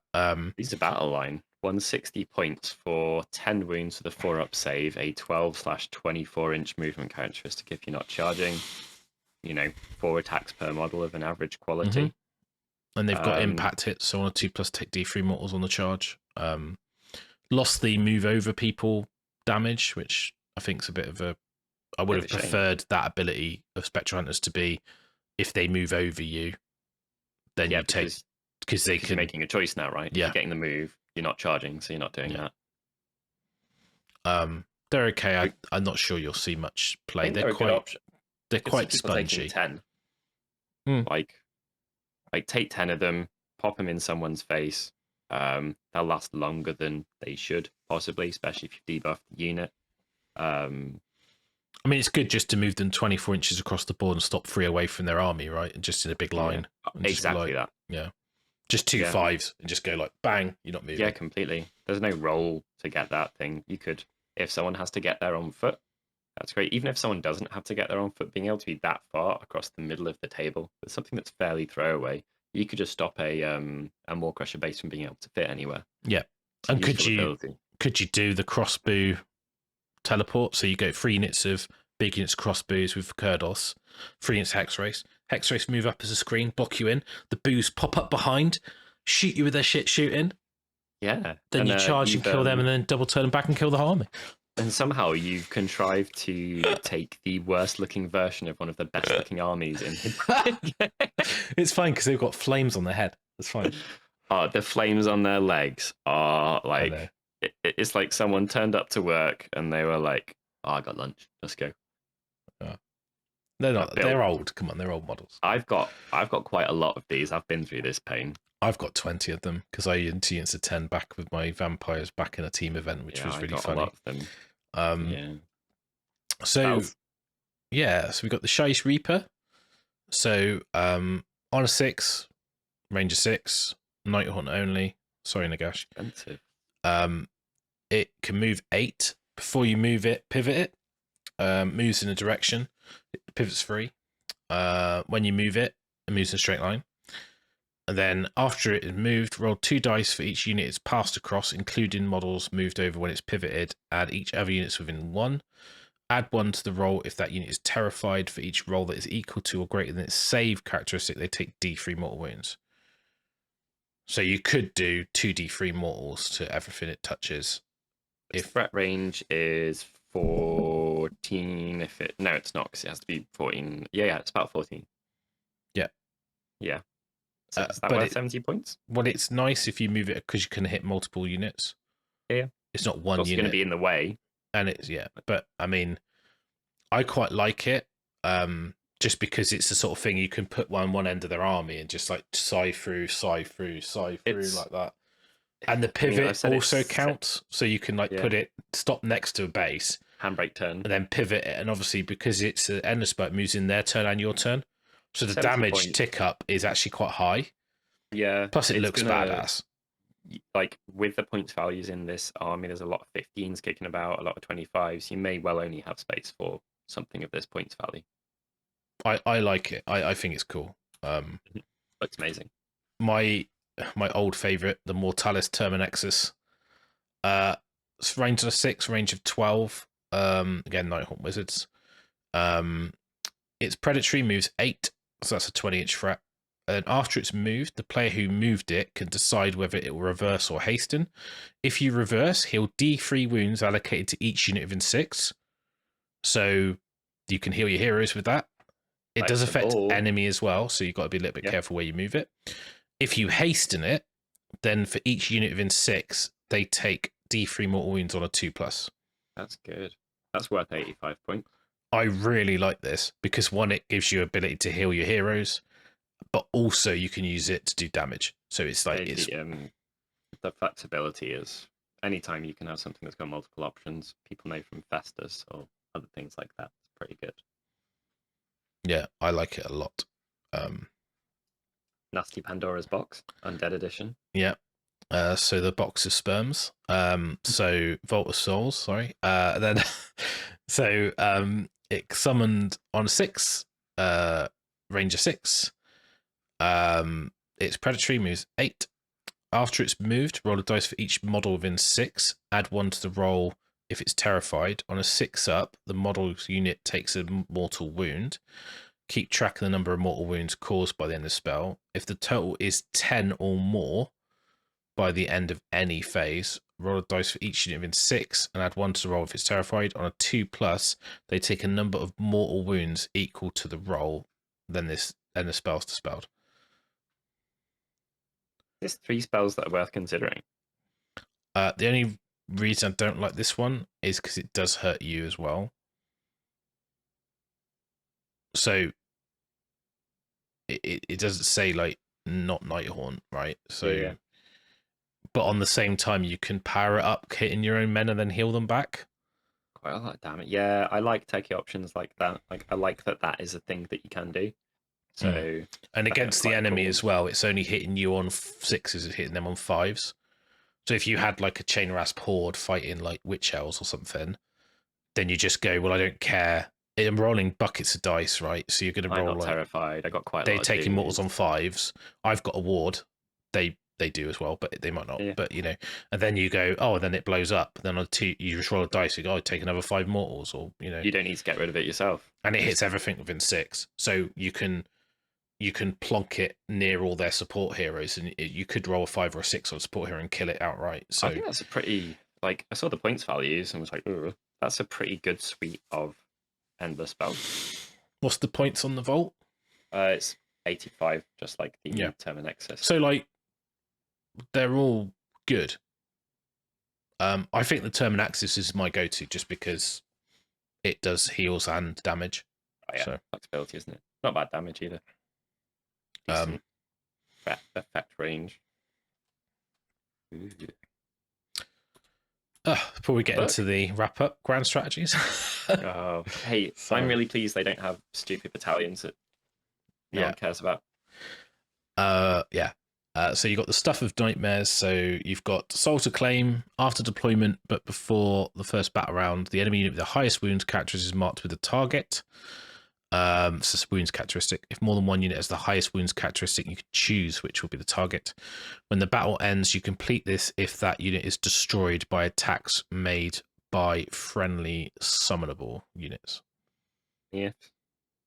Yeah, but you basically kill a thing, but you got to do it with summonable. So yeah, too many. Fight or flight. When the battle ends, you complete the grand strategy if there are no enemy units within 6 of any Nighthaunt units that are contested objective. Again, yeah, so you might technically be able to do that just by retreating out of combat because you move in 8, right? So I don't really like that one. Agreed. Feed on terror. The battle ends. You complete this if one or more enemy unit is terrified. Designer's note: you cannot complete this if all the units in your opponent's army have been destroyed. So leave something alive scared, basically. Next to some poopy troops. That should be doable. Or like just took your hero into and one of your wizards is one of their wizards and not going to kill each other and they're terrified. But it's still not going to take that over, hold the line, are you? Let's be honest. No, you're not. When your entire book is Battleline or Heroes because you're not spending points on BMS unless it's coach. Then you've got Dismantle the Brave. After deployment, the enemy unit with the highest bravery is marked as the target. If more than one, then you can choose. When the battle ends, you complete this if that target has been slain and the model chosen to be your general has not been slain. If. Yeah. Yeah, you should take the general ones. They're not worth it. So the battle tactics are really the important stuff, right? So yeah. So overwhelmed with dread, you reveal this battle tactic, pick one enemy unit on the battlefield. You complete this tactic if the unit is affected by shriek, stun, and petrify effects for the wave of terror. Way too random. You've got to charge it with 3 things, and you've got to roll at least a 10 on one of them. A 10. No. Yeah, so no. Tides of Terror. You complete this tactic with at least 2 friendly Nighthaunt units are within half an inch of the same enemy unit at the end of this turn. Catch something, don't wipe it out. Should be doable. Yeah, it's good one against. Yeah, as long as those, and it doesn't. You don't have to pick which Nighthaunt units. Yeah. So if they've got like a Mega Gargant, charge it with 4 things. You're not going to kill it. They're not going to wipe out 3 of those units. Yep. Yeah. So it's okay. It's okay, that one. Mass Panic. You complete this battle tactic if 3 or more enemy units on the battlefield are terrified. Also doable as well because you can charge a screen and just tag things within 3. Don't attack them. Attack the screen, and then those units will pile in, probably not kill you, and then they'll be within 3 and terrified. So you get that. So. Death by 1,000 Cuts. Complete this if a hero monster is destroyed by Chain Rasp or Spirit Hosts. Don't like that one. Option. Like sometimes you might be like, that's got 2 wounds left. This is, I'm desperate, but not something to bank on generally.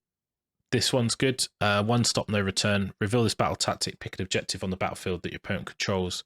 You complete this battle tactic if you control the objective marker at the end of the turn and there's a black coach within 3 of that objective. That's very doable. It's like Monsters Takeover, but for a black coach, right? Yeah, so cool.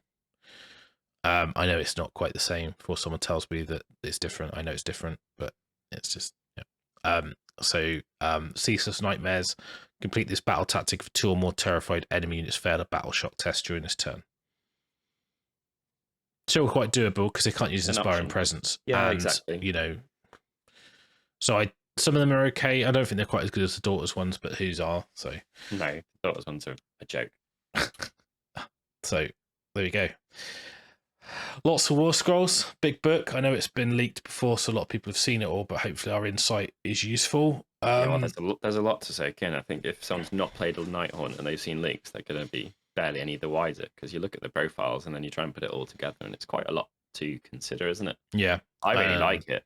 I think that's one of the best written AOS books I've seen. Yeah, it's solid. So you've got Allies Soulblight Gravelords, so the Mortis engine. So that Start Collecting Malignant set can actually be in the same army now. Mortis engine is cheap. Is it 180? It's around that 180, 200. It's less than 2. It's 200 or less. That's important. So if you wanted have to, 2. you could. And we spoke about the amount of pokes in the army. Like that is a more poke. Yeah. And it's a big thing. Quite a big base too. Yeah, so pretty good. You've got the points there. You can see we've gone through. So yeah, I mean, I think there are a couple War Scrolls that still don't really make the table, but they're few and far between. Probably like 85% of the things there are, in our opinion, are fairly worth considering. Yeah. Sure. Quite a lot of them are really good as well. Mm-hmm. I still think Grimghast Reapers are worth taking. Chain Rasp for cheap, so you want cheap battle line. That's probably your best option. Spirit Hosts are a good option too. You know, Alinda's great, but she's pricey because as soon as you take her, few other heroes, you're already getting up into the 800,000 point mark, and you're going to be wanting to stacking out your heroes. Then the Black Coach, if you take a coach as well, then you're not left with a lot. So if you took like 3 units of Blade Geists, stuff. Yeah. So if you take like 3 units of 10 Blade Geists, a Spirit of Torment, Thing, Alinda, you're going to quickly run out of points. You're going to have like probably most armies will be like 3 units of 20 Things, or like 4 10s and a 20. Some heroes, a couple of little 2s of the shooting blocks here and there. Yeah, And you really run out of points quickly. Because you go, all right, I want a Spirit Host, I want a Banshee unit, I want some Chain Gas, I need a Spirit of Torment, I want a Guardian of Souls, I want a Linda, I want to have 3 units of Thing, and then you're suddenly out of points. So you're like, okay, so like if I think your armies are going to be a lot smaller, but you have a lot of utility on how you build it. But I think you have to specialize. So you have to go, I'm going to be anti-ward because there's loads of this army around that has wards. There's lots of death. There's lots of Nurgle. Okay, I'm going to go Quicksilver Dead. Okay, Dreadscale Harridans. Okay, there's lots of stuff that I need to do chip damage to stuff behind screens. Like, okay, whichever armies have got hordes of stuff that have got, well, Nighthaunt are a key example. If you try to go well rounded with this book, I think you're going to end up taking like this really weird, like kind of staccato one of everything thing that maybe won't add up to enough. You're going to have to pick what, like, it's similar to Deepkin. 5 core things you want to lean into. Because I'm finding my Deepkin, like I'm a bit all round, and sometimes you just don't have enough of everything to do what you need. No. And sometimes you think, should I just go all shooting, or should I just go all combat? And it's not a resilient army either. Yeah, like Nurgle's like that. But you can go one of everything because everything has its 5-up ward, and there's ways to get Awoon back and stuff like that. It's a bit more forgiving. But with this type of army, which is a techie army, it's not a glass cannon, I'd say, but it's not resilient necessarily, or not universally resilient. You're going to have to pick which 2 or 3 themes you want to lean into a bit. Yeah, I think they're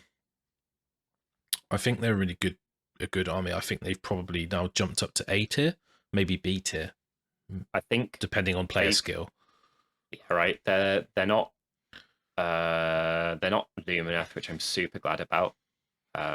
Could not be more glad of that. But they're definitely one of those armies where I think you might feel a bit disappointed the first couple of times you play it, and you're like, well, I did nothing anywhere, and that was confusing, and I got ruffle stomped by Kragnos. I think you've got a lot of decisions to make in list building, but also on the table. Get on the table, yeah. Which means that if you don't make good, consistent decisions, then you're gonna also have issues with the army.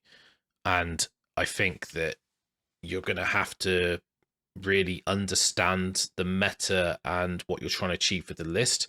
So when you're on the table, really important. You know exactly how and what you should be how you should be playing it, and I think you can play it very differently depending on what you build. I definitely go. I know like the one of everything is really tempting to people beginning out, but I think there's quite a lot of rules in this book. So maybe I would lean into kind of compacting your selection of war scrolls, maybe to like 5 or 6 maximum or something like that. That might happen naturally anyway if you're taking larger units, because points are going to be tight. But I wouldn't roll in there with like 9 different units, many of which are characters that you've taken items on and have abilities to remember. You'll probably have a more enjoyable and more educational roll into the book if you've got like not too many different war scrolls going on. Yeah, and I think the Black Coach is very expensive. 335. Very tanky, but it's expensive, and then it's hard to heal it. But then you could take Emerald Life Swarm or the Mortalis Terminexus, then you spend 400 and something points on it, kind of, and that's going to feel tight. Yeah, but then Life Swarm does other things for your army. So yeah, absolutely. If you've got a Linda as well, then you start. I think I like her 20 of Grimgas Reapers. But like I say, nothing really leaps out and goes spam this, which I like. So No. Oh, I think the only thing that feels like a potential goes to 1+ is Linda for me. I like her wounds value. I know she's not cheap, but I like having something like that. She's got 2 spells. She's got 2 dispels. Yep. Got access to all the lore, hasn't she, as well? No. No, she hasn't. Okay. Just Nagash that's got access to all Yeah. the lore. Yeah. Okay. So yeah, she's good. I mean, I can see lists without her, like for sure. oh, for sure. But Absolutely. I can see equally see lists with her. So yeah, I think she'd probably be in like maybe 50% of the lists. I mean, the model's so cool. Like in a suite of already cool models, she's super recognizable. Quite excited to actually use Kurdos because I've had the model since it was released and I've never painted it, so it'd be nice to actually run a Linda and Kurdos. Cruelgas Cruciate I think is going to go in. Harrow's good. Then you're already up to 4, 5 heroes. Spirit of Torment, 6 heroes. Pop your list below, guys. We'd love to see your list. Russ will definitely be writing some lists. We'll do some checks in that. I'll probably do some list tech shows. Probably in a week or so. Maybe we could do a show that is a list tech and then us starting out and writing a list from the beginning, because I think that's something that people see as a fully well considered conclusion, and it sounds a bit intimidating probably when we're reeling off rules. But going through the process of starting from 0 points, putting some stuff in, taking it out, we're going to get for whatever reasons. We could definitely. I think it's a book you probably need to read 3 times and then write cover to cover, then write a list, because you need to remember all the things that synergize. I think it's quite a tiring journey going between the army rules pages and the scrolls to be like this, so this, then that, this many points. Because I think you'll get the issue where you go like, okay, so I need my battle line. So what host am I in? Let's say I'm in Scarlet, whatever, So you go, well, actually, I want to take, like the Blade Geist Revenants, right? So you go like those, and I'm going to have those times 4 of those. That's all right. And then you go, right, I want a Linda, so you tick that. Then you go, I want Spirit Host. You're going to get to 1,700 points. Yeah, so quick. And then you go, oh, I really want a Cruciator. Kurdos is cool. And then you go, oh, I quite want a coach.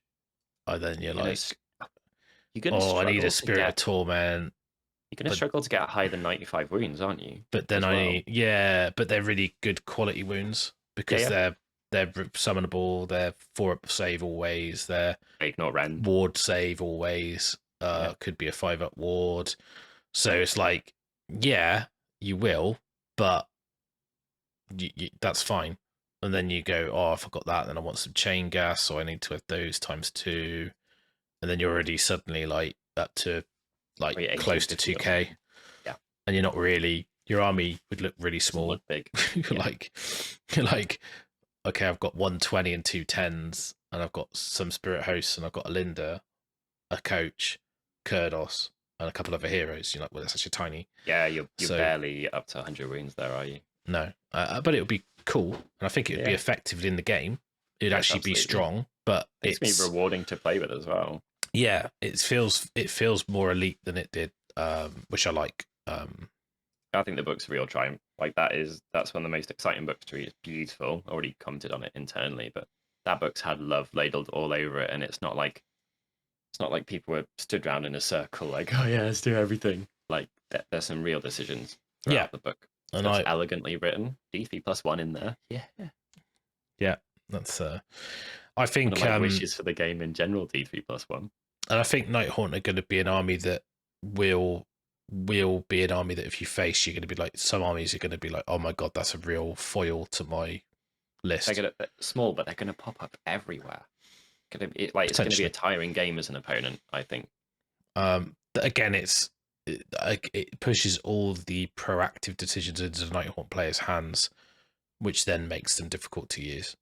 Yeah, because you're the one having to dictate the game state, which, if you're good and you understand their army, what it's doing, the scenario, and you make the right choices, then you're able to really put the screws to someone. But if you make a couple errors, then it's going to punish you.